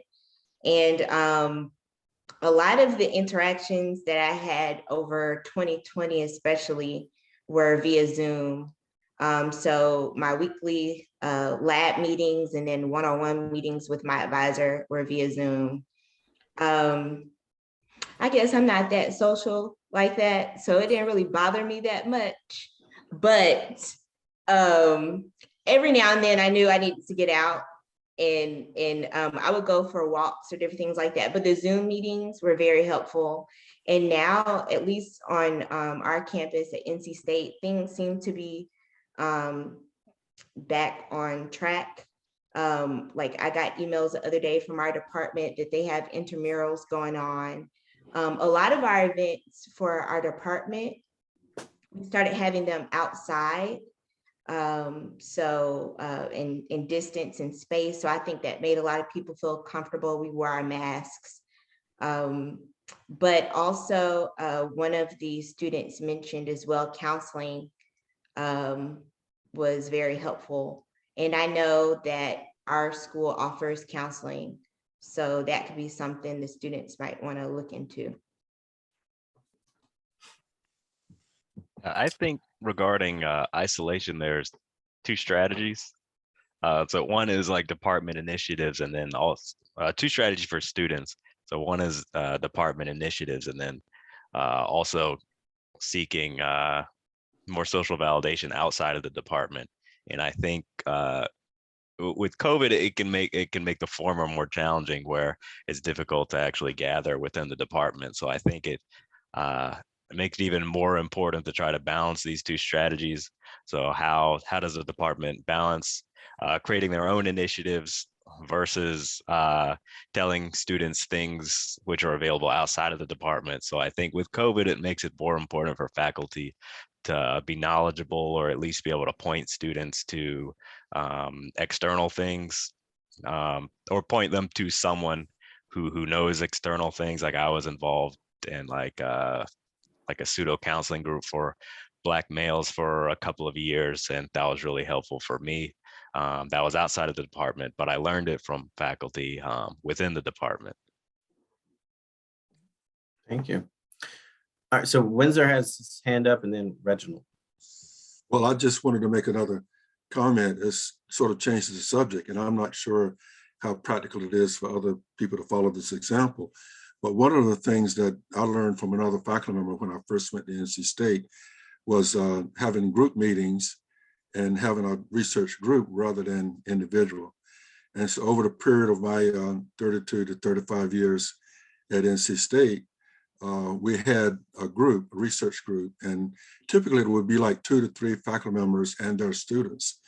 And the idea was to give students input on how to write good technical documents and how to make good technical presentations. And then having each one of the students in the group to make a presentation once per semester. It had a schedule. We would meet once a week, and once per semester, the students would have to make a presentation. So they got to practice. And if they were coming up with an exam, like you have a qualifying review and the preliminary exam, they would practice with criticism from the members of the faculty, and it would be like a dry run for their exams. And I think this helped tremendously in terms of helping the students to understand what's expected of them, to get practice out of in doing those things. And we had great success in the students passing all of the qualifying exams and preliminary exams and so forth. And so I think this is something that could be done in any department. And I think it would help tremendously in terms of the student success. Now, in that research group, we had URM students, but typically it would be like 1/3, 1/4 to 1/3 of the students were URM. And probably about another third would be international students or more. And then the other third would be US students. And so the students were in the same laboratory. We had a laboratory space where they got a chance to socialize together. And then by them competing or being in that group, I think helped them to remove some of the anxiety about being a single individual of your ethnic identity in an environment, which I went through in my graduate programs at University of New Mexico. Typically, I was the only African American in every class that I took. Maybe 1 or 2 classes, there was one other student. So if you get a chance to interact with a group where you're not by yourself, I think it helps in doing professional things. And I think the communication skills are extremely important for your success. And I participated in public speaking in high school, including a statewide contest. And I took a course in technical writing when at my first job at Sandia Laboratories upon the assistance of my second level up supervisor, which I think was very important. And I try to convey those concepts to the students. Thank you. Research groups are very important to help the development of all doctoral students. Reginald.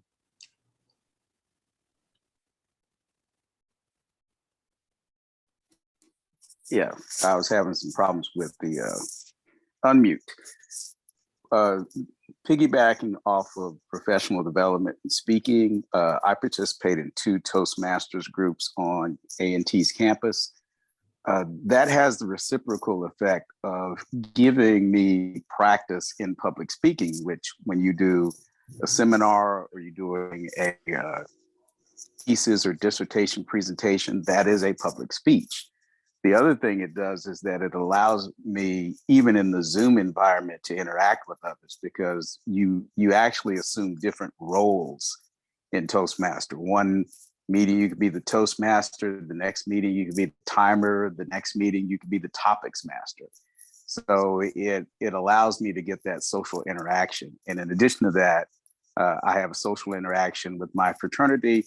And as with everything else, that is also in the Zoom environment. But we try to interact as much as we can when we have a venue that's outside and we can unmask and we can fellowship. So that was my comment on that.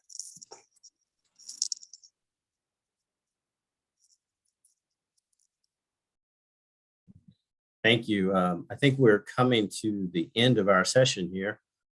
So I think Toastmasters is a great thing for everyone to get involved in. It does help you refine your public speaking skills and interactions in public speaking. So thank you again, Kyle, and the rest of the students who were involved on this portion of the Zoom meeting. And I will turn it back over to Marcia now, but we really appreciate your feedback, and it's that type of feedback is priceless to us because it allows us to hear we are trying to develop programs and improve our programs for you, the students. And that honest and open feedback that we receive from you all is invaluable. It helps us better the program for the next cohort of students that are passed through our programs. And I appreciate and I commend you for being willing to share with us.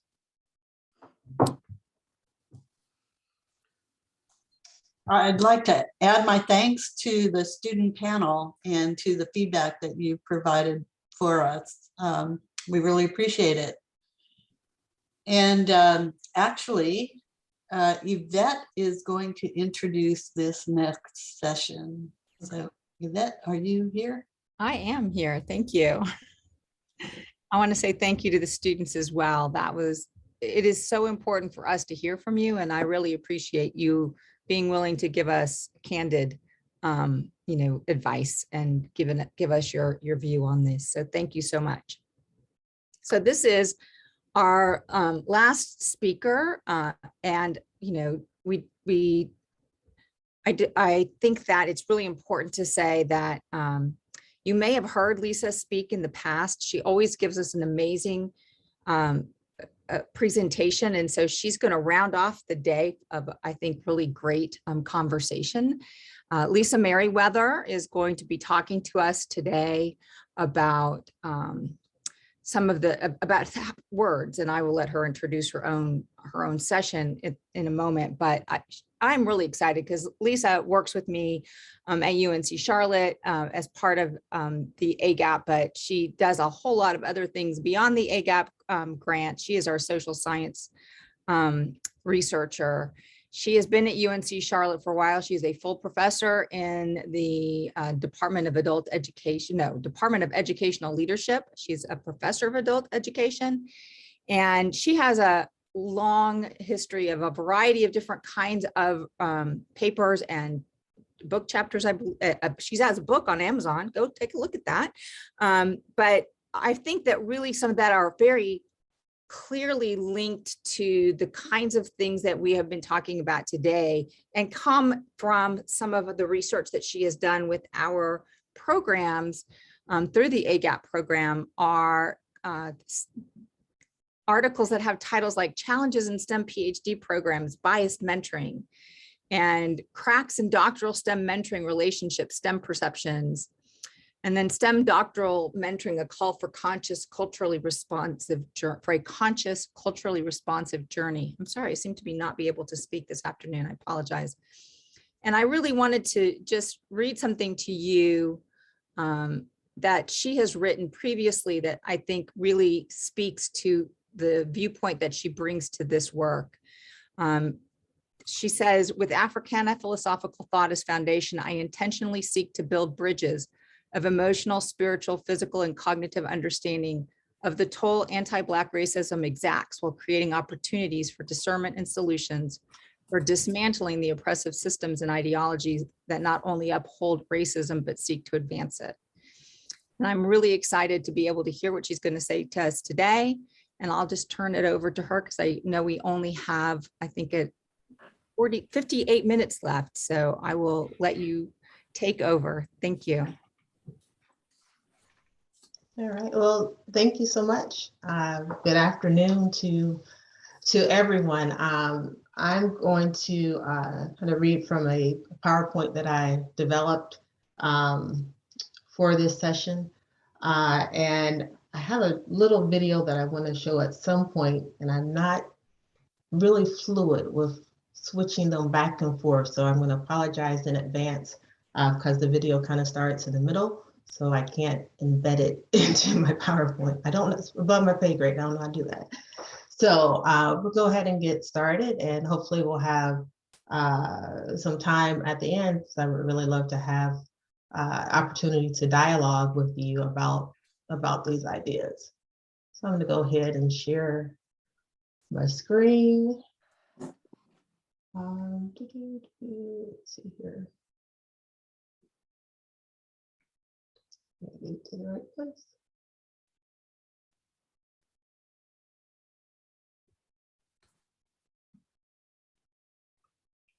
I always practice this, but then I can't get to the right place quickly.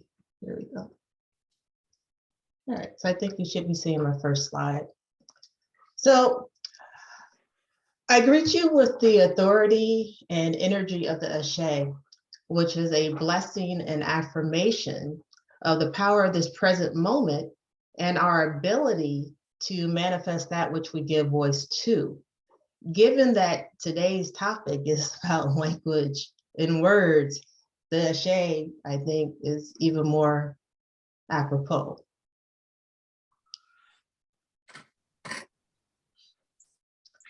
I recently delivered this talk during an evaluation capacity building conference webinar, and members of the NC AGEP leadership team were present and thought that what I had to say was interesting and invited me to share my ideas with you today. So I really thank the leadership team for honoring me with this opportunity, and really just for all of the support and encouragement that they've given me, not just as the social science researcher on the grant, but as a faculty member, and I think a person who's considered to be a valued member of the team.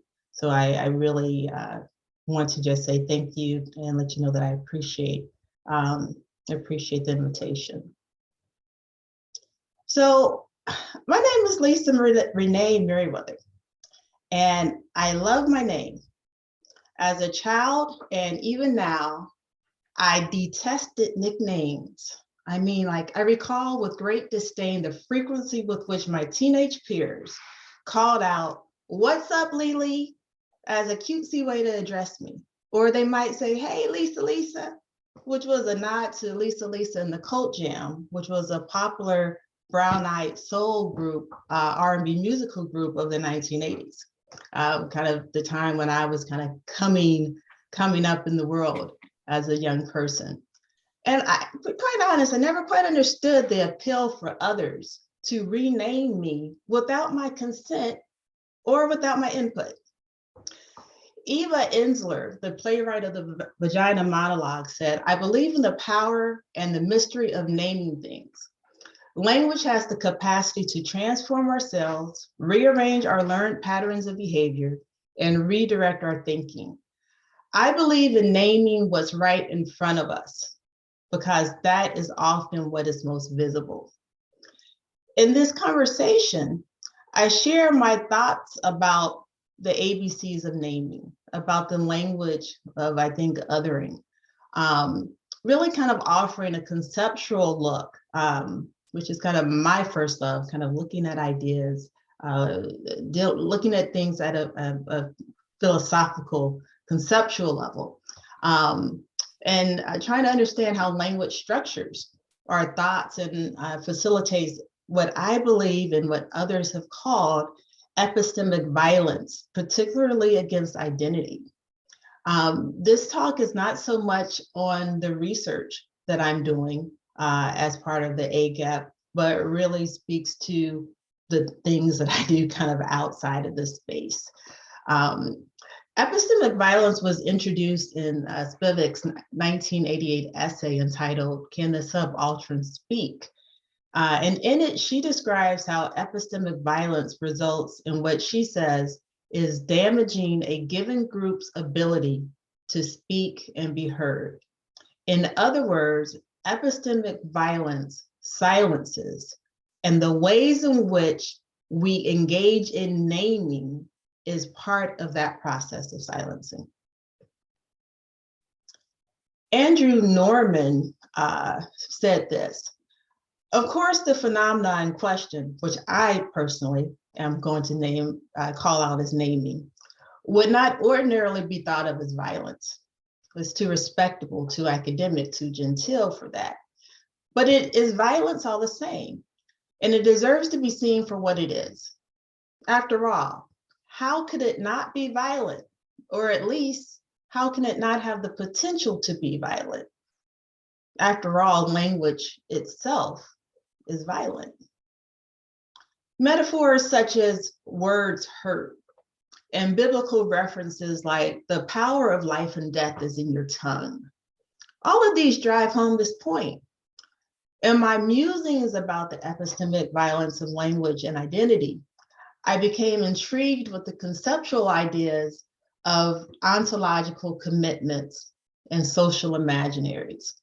And in the next few minutes, I want to try to break down some of these philosophical concepts and ideas that I've come across, and that I'm really still kind of grappling with to understand the role that I see that they play in really practical ways. Hofstetter described ontological commitments as truth conditions. She says that they're truth conditions whereby truth is not understood in the sense of a corresponding claim, but as a fulfillment condition. Ontological commitment is a commitment not to the physically experienced world, but to a world that is logically predisposed within what we say. In other words, what we say matters, and it sets the conditions for what we ultimately end up doing, and belies probably what we're really thinking, right? Put another way, ontological commitments are seen in what we say and do, not in what we claim to believe. Habermas breaks this down further through the concept of communicative actions that occur in the objective, subjective, and social worlds. That is, it occurs within the context and the systems of reference for those very contexts. So the so-called objective world, determined by claims of truth, is actually ruled by social conventions and normative rules that have been set by those who are in power.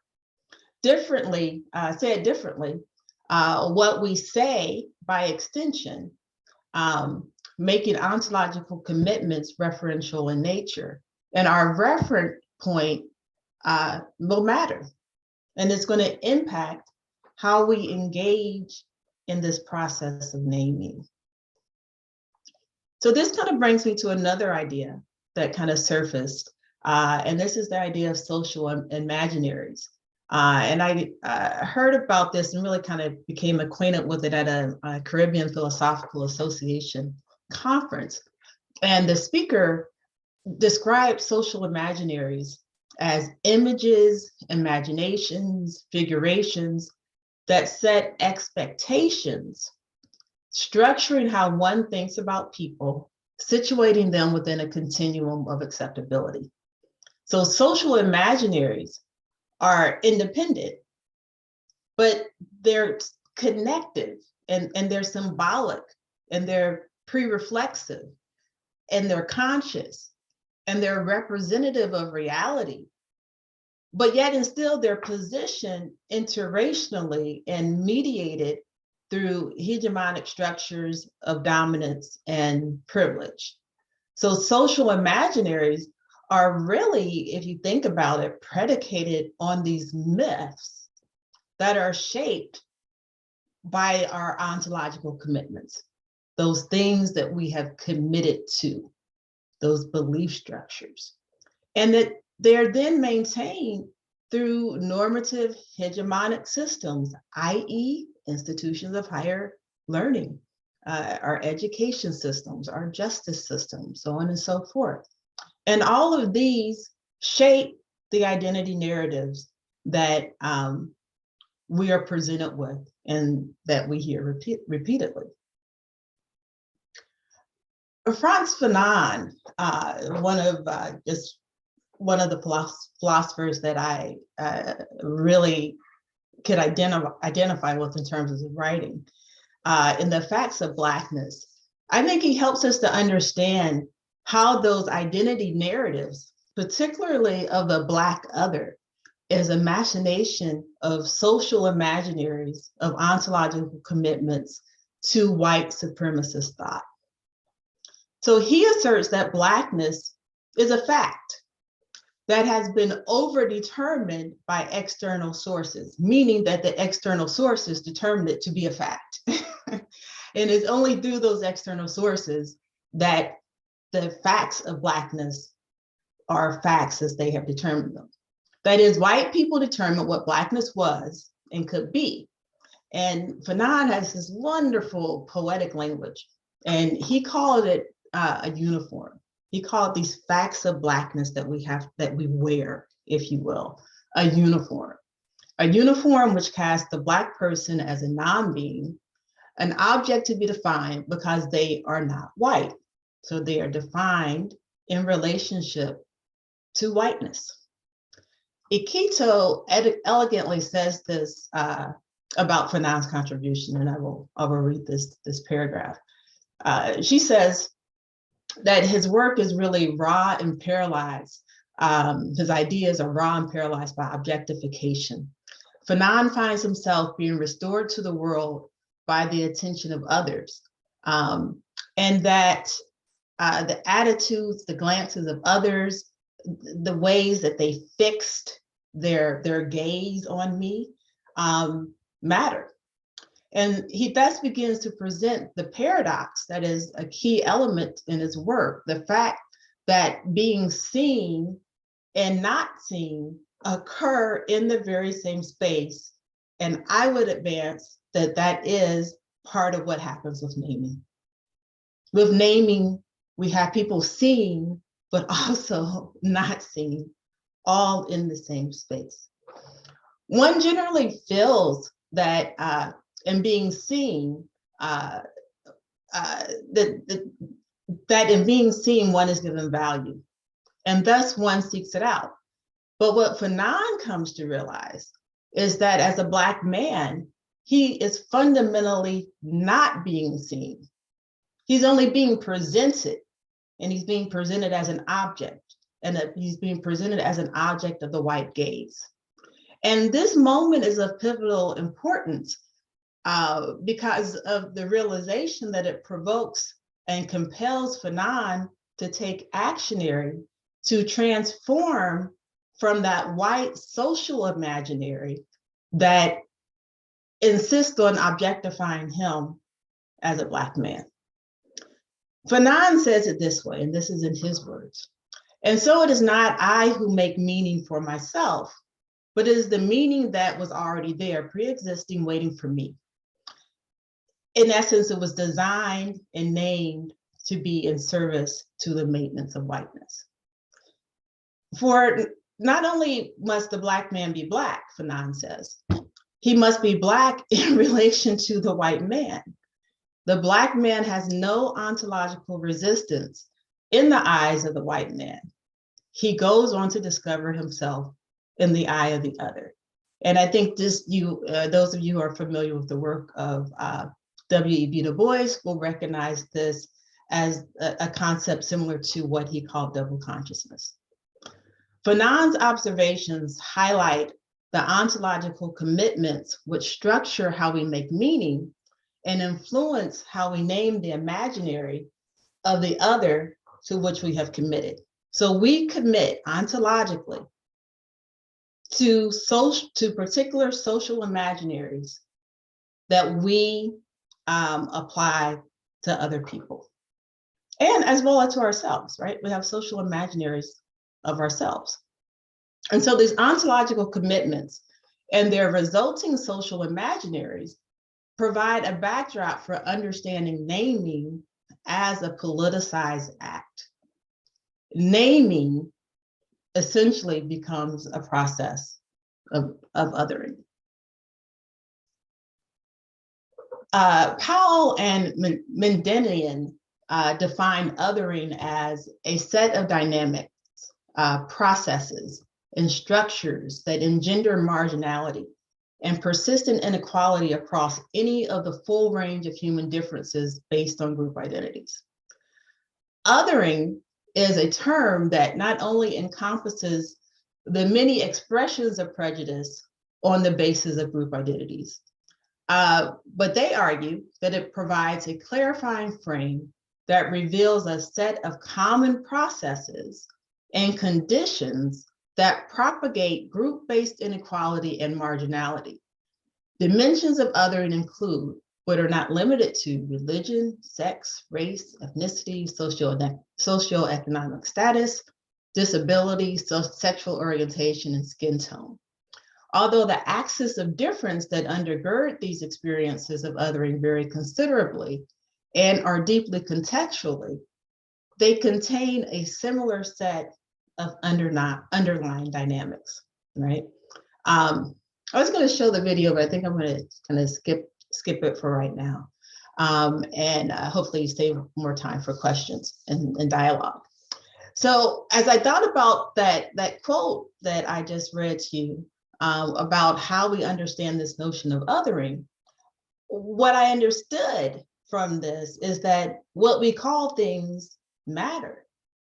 And they reveal structures of power. They reveal who has the power, and they reveal who benefits and how people will benefit from that naming. The literature suggests that, you know, this is similar to ideas around sense of belonging, right? So othering is on one end of the continuum, sense of belonging or inclusiveness is on the opposite end. And so inclusiveness often gets promoted as the answer to othering. But what we really need to understand is that those being invited to belong are being invited at the discretion of those making the invitation, right?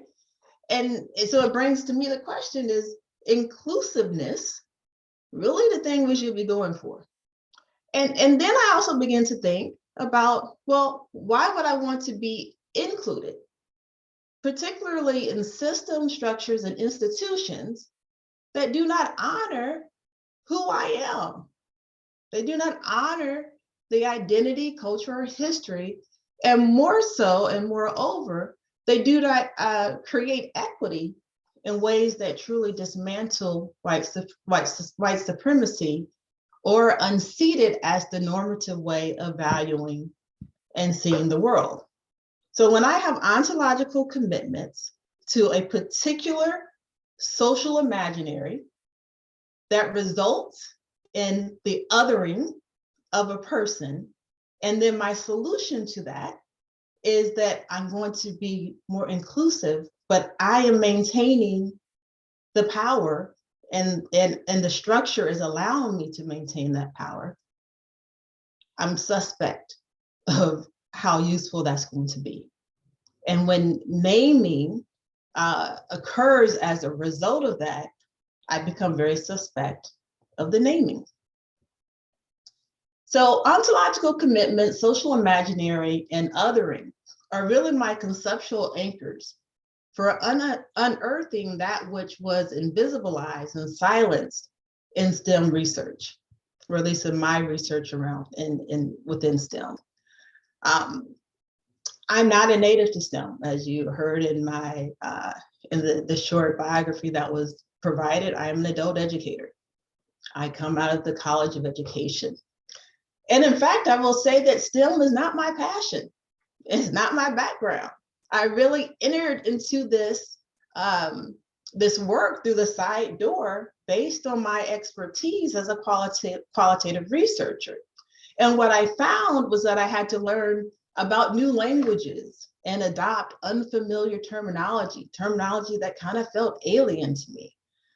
I can honestly say that I've never been a writer that favored the use of acronyms. Like I would read things and people would write AAW for African American women, or aggregated terms like POC for people of color, or the up and coming term BIPOC for Black, Indigenous, people of color, to kind of get at naming of people groups.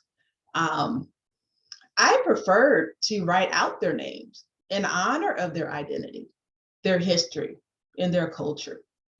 But to fit in with the STEM crowd, since I was the newcomer, I reluctantly began incorporating the use of the terminology that was being presented to me. One in particular being URM, underrepresented minority. I can honestly say, as a person who is really in love with language, I love the sounding of it. I love how it works. I love what it can do. I really found these moments to be very cringeworthy. As a person committed to liberative practice, I have to be honest to say that my soul really cried in having to use and adopt this type of terminology and these acronyms. For this reason, I considered, but also rejected, because I said, I can't, this doesn't work for me. This doesn't fit for me. This naming is not doing it for me. And so I tried to look for, well, what are the other ways that people are talking about this within this discipline? And even though I considered, I ultimately rejected as a way to speak to the personhood and experiences of African Americans, Latinos, Latinas, Native Americans, Native Alaskans, Native Pacific Islanders, the groups that have been named by the NSF as the target groups. I considered David Asai's PEERS acronym, which was mentioned earlier in the day, which are persons excluded because of their ethnicity or race.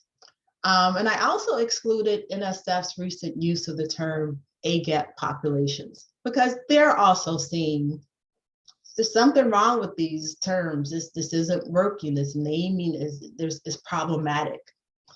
Ben Simon states that our language and our discursive practices reveal much about the state of critical race analysis within higher education's community of scholars, practitioners, advocates, and policymakers.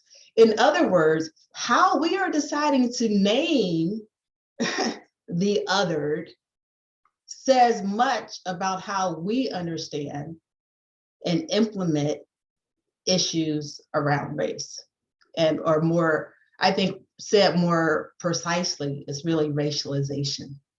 It says more about how we understand and what we think about it than it actually says about the individuals.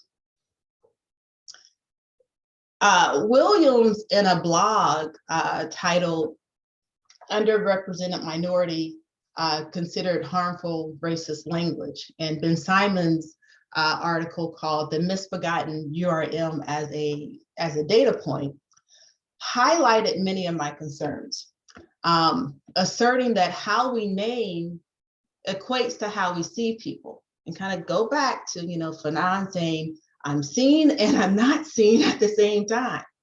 It's getting right to this.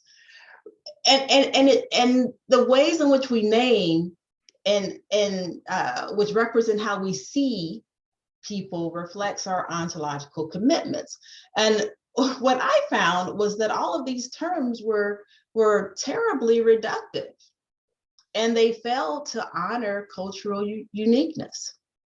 URM and PEERS I found to be deficit oriented, because they failed to speak to the conditions that resulted in underrepresentation and exclusion, focusing more on representation than justice, focusing more on representation than humanizing, which is one of the issues I have with the new terminology that's been promoted, which is AGEP populations, because to me, that completely strips us of any type of humanity. It says nothing. And so I really recognize that, that the terminology that we use does little to honor the humanity of people groups that, or their strengths or their challenges. In short, these naming conventions and these terminologies that we employ are political acts that inevitably center whiteness, launching microaggressive assaults in the pursuit of broad participation in STEM. Williams adroitly calls out STEM's complicity, for instance, in creating social imaginaries of Black inferiority. Williams said this, and I love the way that they said this.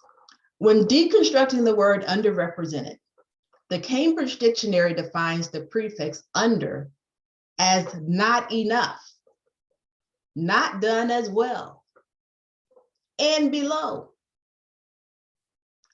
Is it any wonder that being labeled an underrepresented minority makes me feel unworthy, unprivileged, but most of all inferior? URM adds no benefits to my identity. Instead, it detracts from who I am.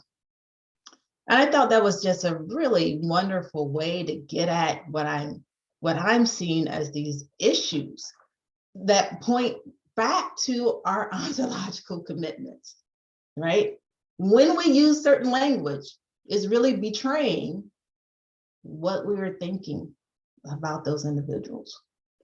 Ben Simon says, being race conscious requires that individuals learn to see the ways in which race is embedded in everyday practices.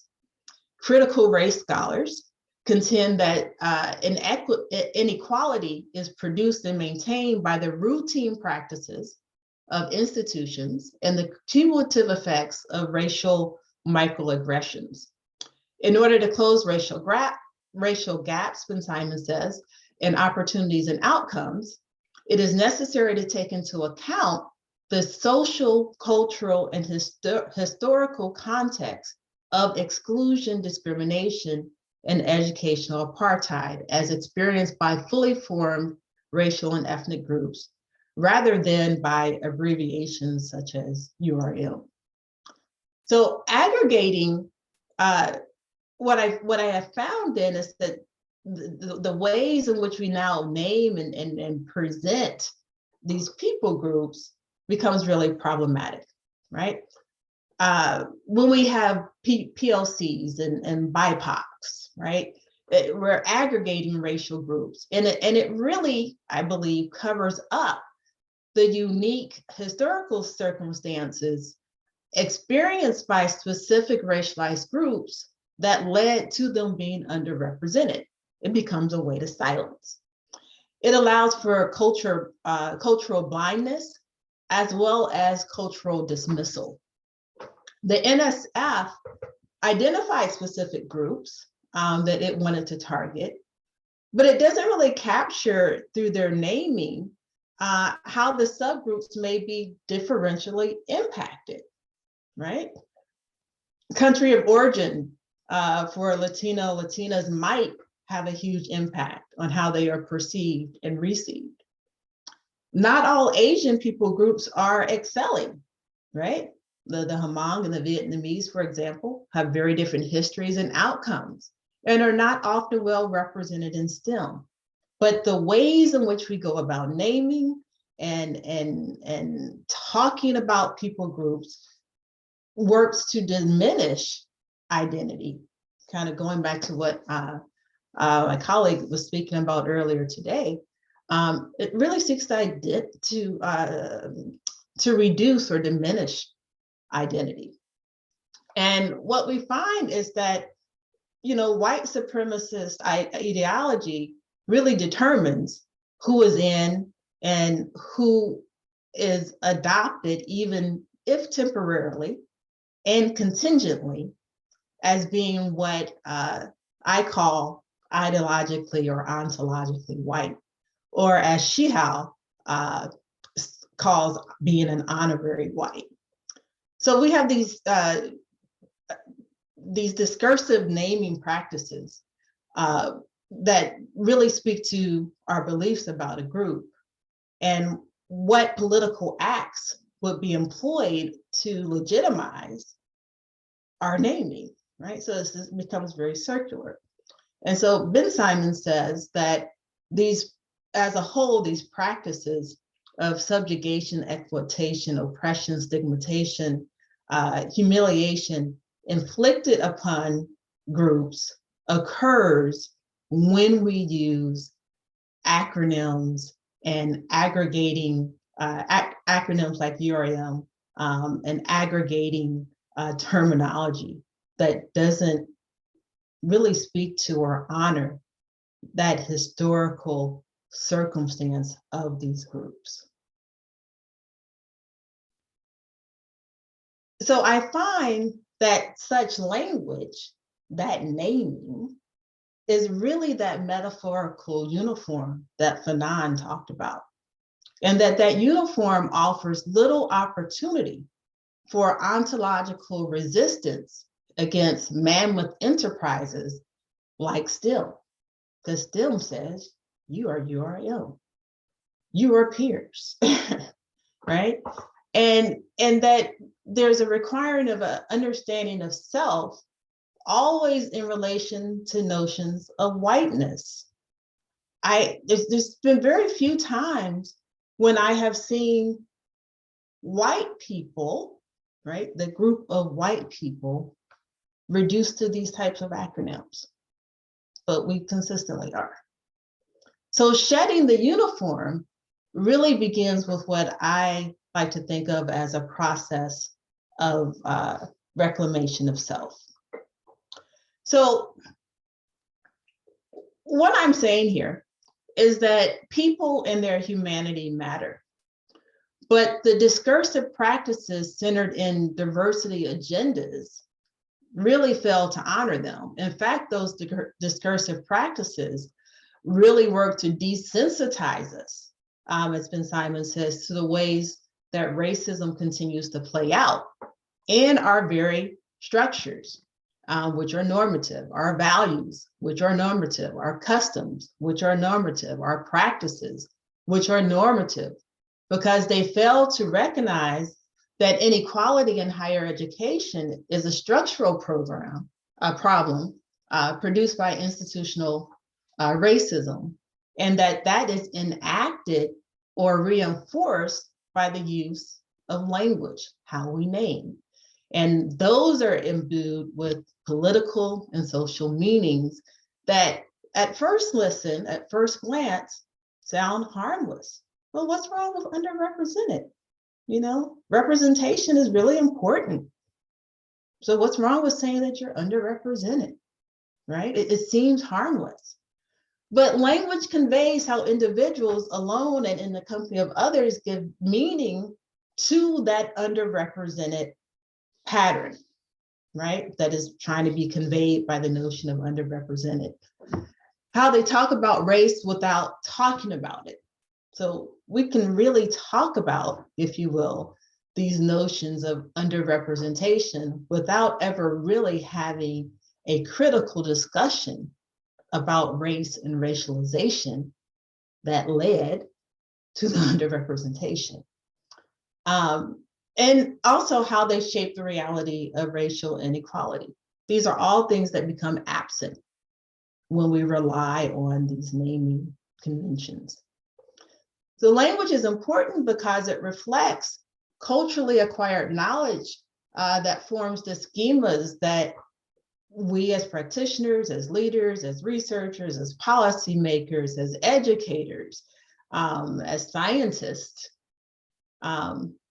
they reflect the actions that we make or unmake with regard to an anti-racism project in higher education.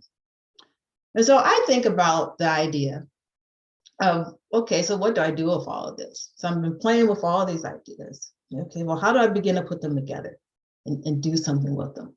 And And I thought about it in terms of, well, it's already out there. These things are in, every grant proposal. This is the language that they use. This is the language that is used in our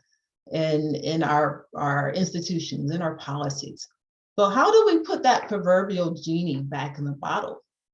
Closing the dreaded Pandora's box of white supremacy that has a chokehold on the wellness and well-being of our nation. How can we make language a progenitor for needed change? Developing language as a critical practice in STEM. As members of the AGEP population, the target population, African Americans, Latinos, Latinas, Native Americans, Native Alaskans, and Native Pacific Islanders. And I would also add in certain Asian groups as well. We must engage in a process of reclamation, asserting our birthright to self-definition and humanization. We just want what you have always had, liberation, but we want it on our own terms as we recognize the wisdom of Audre Lorde's prophetic words. We can't dismantle the master's house with the master's tools. Language, particularly the English language, is one of the master's tools, and it is caught in its own web of normativity. The language suggests that sense of belonging, inclusiveness is the answer to othering. But what are those other being invited to belong to? And why would they want to be included? Why would I want to be included in this system of white supremacy? Why would you want to invite me to that? Why would I want to go? Those who determine the terms of inclusivity determine when it's time to be inclusive, or when inclusivity can be an option. They set the terms for the inclusion, which means they also set the terms for the exclusion, which means that they still hold the power. So inclusion is the prerogative of those in power, much like naming, right? It becomes an extension of that. The imposition of those terms like URM and peers and underrepresented, all really negate the agency, speaking more to subjugation than affirmation. They, other, right? So I think that as members of that group, the AGEP populations, we must begin to look to our roots, building bridges to our ancestors as we name ourselves, ascribing ourselves with our humanity, not externally driven conditions that have historically marginalized us. When we engage in an emancipatory use of language that troubles and disrupts white supremacy, we begin the process of creating and building what I like to call as brave spaces for exercising our freedom. As an example, I want to share an excerpt from the Black Power Encyclopedia entry that I penned that was called Black is Beautiful. And it illustrates the power of naming for ourselves. Black is beautiful is not just a cultural affirmation, but was a political statement. It was an advocation of respect of culture and personhood. It was a message that was externally directed, but was also internally driven. Politically, it needed to correct misperceptions held by the dominant culture as part of a broader plan to advance the rights and interests of African American people. It was a message directed to those outside of the African American race. For African American people, it needed to create from within racial pride, self-efficacy, and communal responsibility for the collective legacy of African American personhood. In other words, African American people needed to understand and believe as ardently as white people did not believe that they were beautiful. So the proclamation that Black is beautiful, those three little words, had incredible impact. And it was part of a process of exercising freedom and really renaming ourselves, right? We're naming ourselves now. It's not Lily. It's not Lisa. I didn't choose those labels, but this was a process of us choosing our own label. As a final observation, I want to share a memory from my senior prom, which was many, many moons ago. I remember watching with amusement as my white classmates danced to a beat. I'm not sure what beat it was. Recently, while out dancing at the rooftop, I again noticed with amusement my fellow white party revelers dancing to a beat. But I also named another phenomenon that informed my understanding of ontological commitments. Both my classmates and the bar patrons took up a significant amount of space while dancing, without any thought and without any consideration for others attempting to occupy space as well. I recognized in that moment that dance was an exercise of freedom. White people in their whiteness tend to occupy the lion's share of space, not just on the dance floor, but also in the classrooms, in the workplace, in leadership, in community, in conversation, in literature. The list goes on. They demand space for their humanity. They refuse to be silent. Few acronyms exist for describing their participation in STEM, and their humanity is typically not masked by aggregate labels. And if they are, their labels position them in seats of power.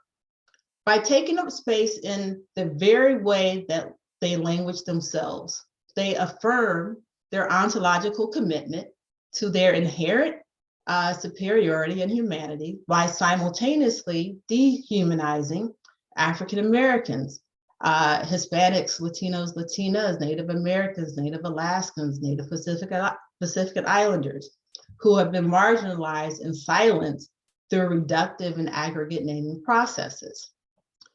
You may ask, well, what is the role of white people in this project of freedom? As the marginalized groups, we realize that we need to get engaged in this process of naming for ourselves. But what role do white people play in this? Well, I say, consider becoming our accomplices. And if that is too much, we would like for you to become our advocates. And if that is too much, I suggest that you just stay out of the way by intentionally decentering yourself from our stories. White people and some Asian people groups in STEM who currently benefit from unmerited privilege must resist the temptation to engage in this continued myth-making through their ontological commitments that results in social imaginaries in the form of naming the other, URM, peers, AGEP populations, that really work more so to demean and disparage and hinder and deter us while promoting progress, success, and humanity for themselves. As for us, the marginalized, the racialized, we need to write ourselves into humanity's story, developing more organically formed ontological commitments of ourselves by first refusing to use the pejorative naming. We have to lead the charge by introducing better ways to speak about racialized groups. And I still struggle with this. I have not come up with what is going to work, what seems right for me, that seems to honor the legacy and history of a group of people. We need to be looking to promote access, not necessarily inclusion, because inclusion has too much baggage with it, but the access needs to be holistic, and it really needs to serve as a foundation for liberation. We have to model how to be better discursive agents for change and be bold in highlighting the origins and the problems of racialization that are codified in our languaging. Ben Simons concluded that we need language that empowers us to talk about race frankly. We need language that helps us trace inequality to the practices through which higher education is conducted. I say that the relanguaging and the subsequent practices have to occur at the micro, meso, and macro levels. That means it has to be at the institutional level. There has to be institutional change. It has to be there. And it cannot just be at the interpersonal or intrapersonal, which is where a lot of our programming is directed. We need both, but we can't have one to the exclusion of the other. And finally, I would say that we need to dance into our freedom from oppressive ideology by ditching deficit frame acronyms and aggregate labels. We must harness the power of the AGE, the power of our words to make things happen. We need to take up space. And I invite you at this time to continue with me in dialogue. These are ideas, these are thoughts that I've been playing with for a while, and I don't seek consensus, but I would love to have some dialogue with you about what they mean and what they might mean for STEM. Thank you so much. Thank you so much, Lisa. We have several people whose hands have come up. So I'll go ahead and ask Matt to unmute himself and ask his question. So I'm totally on board by finding these acronyms and these namings cringeworthy. We scientists and engineers, for better or worse, like data.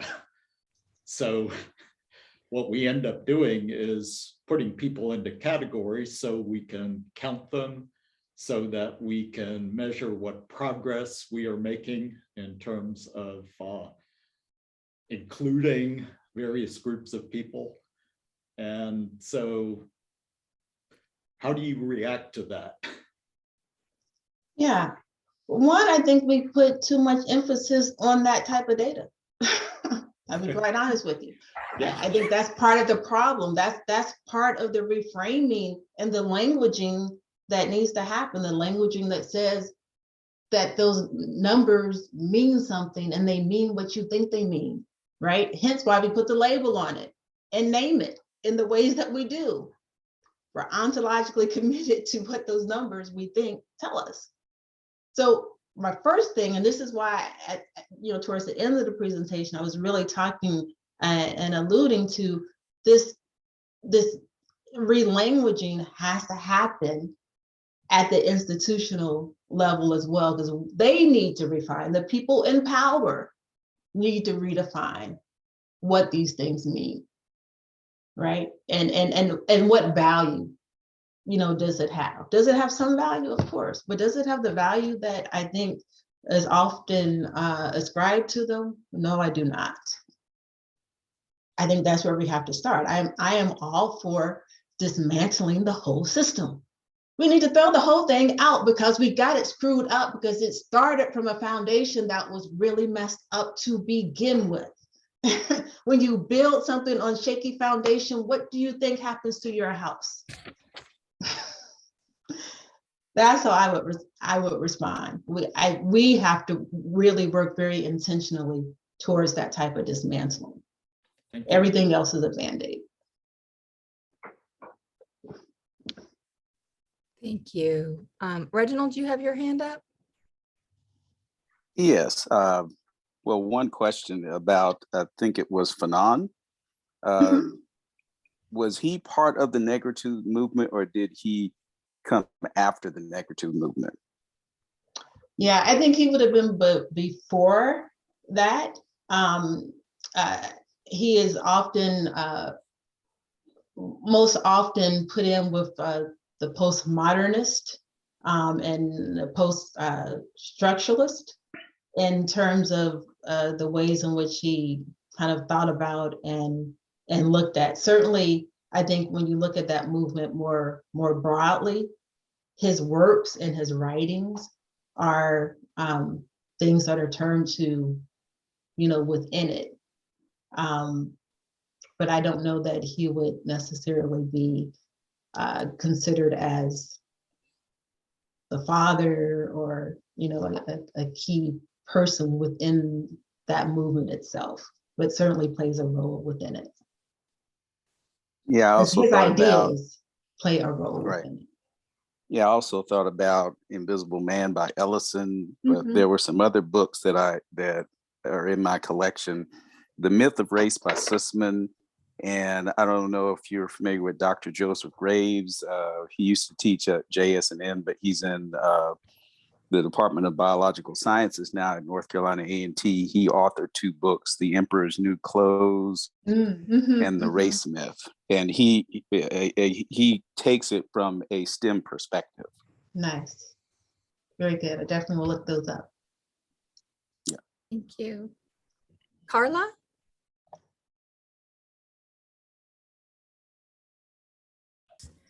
Yeah, very nice presentation, Lisa. I really, really enjoy it. I just want to also comment that one of the terms that I would like to be more dismantled, as you mentioned, or deconstructed, goes around the terms of Latinx specifically and everything related to Hispanic Latin.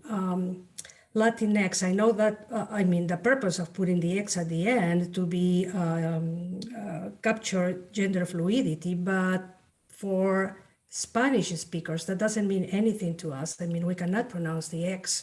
It's the way that, at least I feel it, it's again the supremacist imposition of a language to try to comprise a group.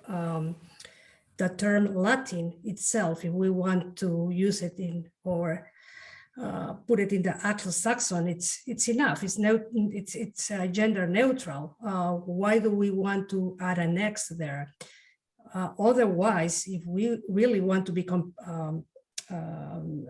respectful of the language, then we'll be Latine. That it's the term that it's more or at least more expanded to be inclusive of all gender identities. Thank you again. I really enjoy it very much. Yeah, and I appreciate that. And I have, in fact, I think it was in talking with the vet that I stopped using Latinx because I picked that up from someone else. Oh, no, Latinx is what we should be saying. I said, okay, let me change to Latinx.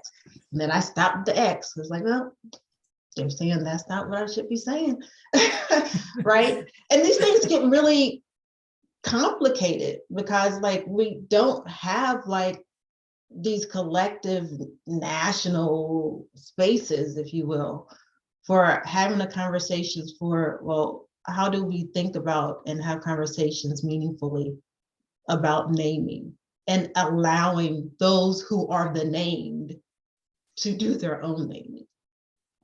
Thank you. Yeah. Thank you. Marcia?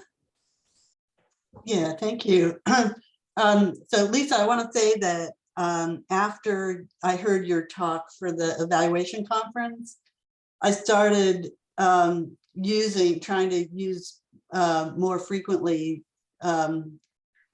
stating what populations I was talking about, Black, Latino, Indigenous, and I found that it's getting easier, but it was hard at first. And I think that that pointed out to me that it's really important to do that, because that hesitation, I think, being the age that I am, when I grew up, it was really impolite to talk about race. And in particular, it was hard to say the word Black.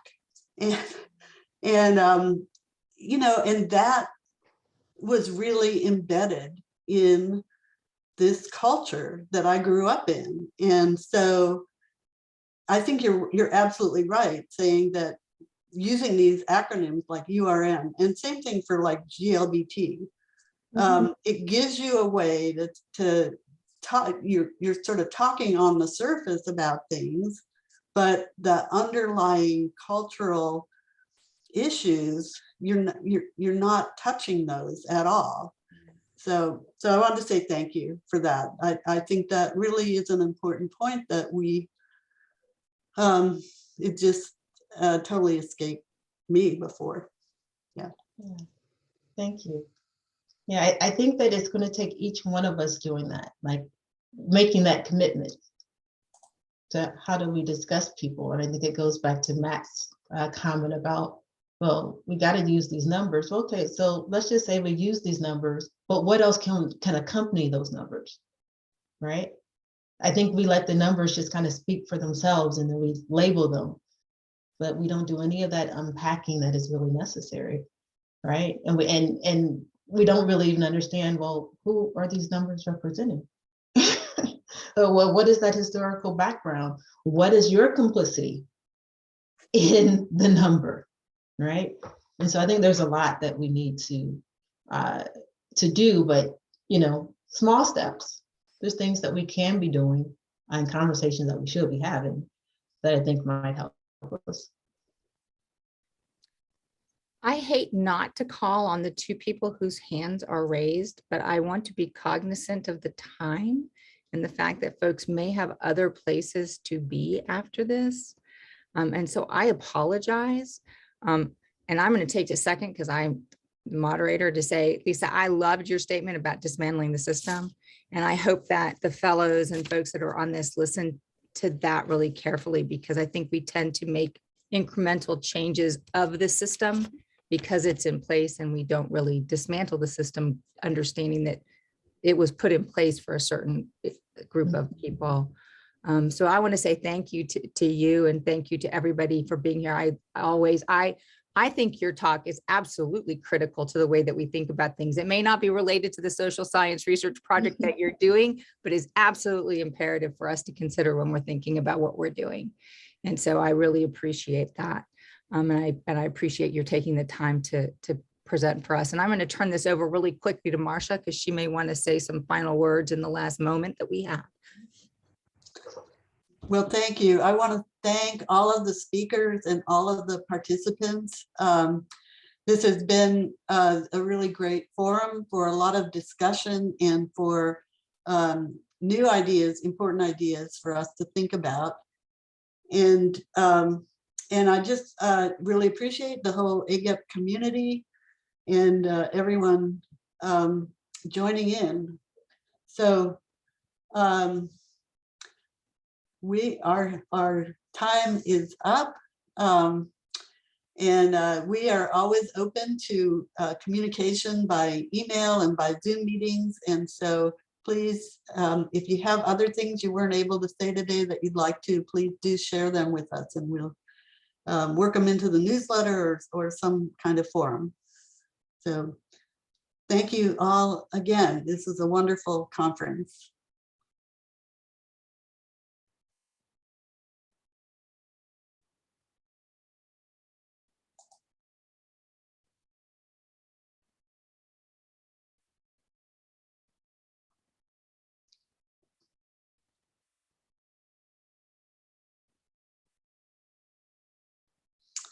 So any last words from any of the people still remaining? I'm saving the chat, but I know it's being recorded. But if we need to post anything, I've got the chat. We'll be able to do that, I hope. Fantastic. Yeah. And I've got to jump because I've got another meeting. But again, thank you, Lisa. It was spectacular. So thank you. Thank you. I hope people caught all those links before they jumped off. We'll email everybody. Thank you. Yes, that's a good idea. And Lisa, go ahead. I have the email list of everyone, so I can send them. And Lisa, I had to say, I don't know if you're ever looking for clips that, and I'm probably one of maybe 30% of the audience old enough to remember seeing the movie Roots, or the miniseries Roots, growing up. But the one thing that your presentation reminded me of is early on when Kunta Kinte is purchased and they want to change his name. You know, your name is Toby, and he fought so hard to be called Kunta Kinte. And eventually, after being beaten up enough, he basically said, yeah, my name is Toby. And I thought everything that you said kind of reminded me back of that scene from, you know, I was probably 9th or 10th grade when that came out. Yeah, definitely. Yeah, that's a great example. And I think, you know, metaphorically, the question that we should be asking is how many Tobys are we forcing into our STEM programs, into our educational spaces? We're making them Tobys, right? They don't get to be Kente Kente. So thanks for that. All right, I'm gonna. To that comment, I will say that I have heard certain departments, as they have foreign faculty members come in, they give them an American name. Mm-hmm. Yeah. And I was, and it was just like, I was in the meeting and everybody was saying it. I was like, are we serious? We don't try to pronounce their real name? And I said, no, we just give them an American name. I was like, oh, okay. Yeah, it happens. And that was in so about many 6 spaces. years ago. Yeah. Well, it happens in so many spaces to where, the oppressor's mind we accept, right? And so I have so many students where I say, no, I really want to understand how to pronounce your name. And if I get it wrong, tell me that, because I want to keep getting it right. And they're like, no, just call me Ann. Is Ann your name? Why do you want me to call you Ann? So yeah, I mean, it's a lot of stuff that's caught up in this notion of naming, because we think that there's something that happens with the name that's important, right? And we don't retain the significance of what our name means. I think that's just an issue throughout education, but since we're picking on STEM today, it's an issue within STEM. And I work with mentoring groups, and when people introduce themselves, they say, my name is, I say, no, it's not your name. You are. You make your name. And that it's something I often get, especially with young males. They say my name, and no. You are, and this is your name. It's like, it's not my name is. Someone gave it to you, but you are, you're emblematic of your name. You make it. Exactly. Yeah. All right. Well, thanks again, Lisa. Thank you. Marcia, I don't know if you have the list. The faculty, they did request to get the slides that we showed. Okay. So the slides and the evaluation forms. Okay. All righty. Okay. Thank you. Thank you. Hey, Marcia, do you have any idea? The provost reached out to me last night, was like, do we have an agenda yet and what time? And I said, well, you're still at 4:30, and here are the questions that are probably going to become your way. Right. That's all we got. And we probably not as busy as it normally is. Patrick and Marcia, I know I'm all didn't disconnect, but it was a great meeting. Thank you so much for inviting me. It was really good. Hi, Kim. It's great to see your picture there. You can see my face. I've been moving around ever since the beginning of the meeting. I'm in the car now. I've been to the airport, and I'm on my iPad, so I never lost the meeting. Oh, good. Yeah. Modern communications are just amazing. Yep. Happy New Year, Patrick. Happy New Year to you as well. Thank you so much. Yep. Well, I just wanted to say thank you. I'll talk to you guys later. All right. Okay. Same. Bye-bye. Bye-bye. Yeah, I just want, she herself is a former program officer, and I just responded. We met last Friday. We still don't have a finalized agenda. No, I haven't heard any more from Mark. And were you able to give him any more times for your fellows? That was what the hang up was. No, I reached out to them, and you might only one person who hadn't already responded reached back out and said that they had a conference and they weren't available. And I said, well, tell him that. Send him a message. Tell him that you got one more response and they're not available. But just let him know that you've been trying and you've got what you can get. Yeah. At this point, yeah. Yeah. Okay. All right. Thank you. All right. Bye-bye.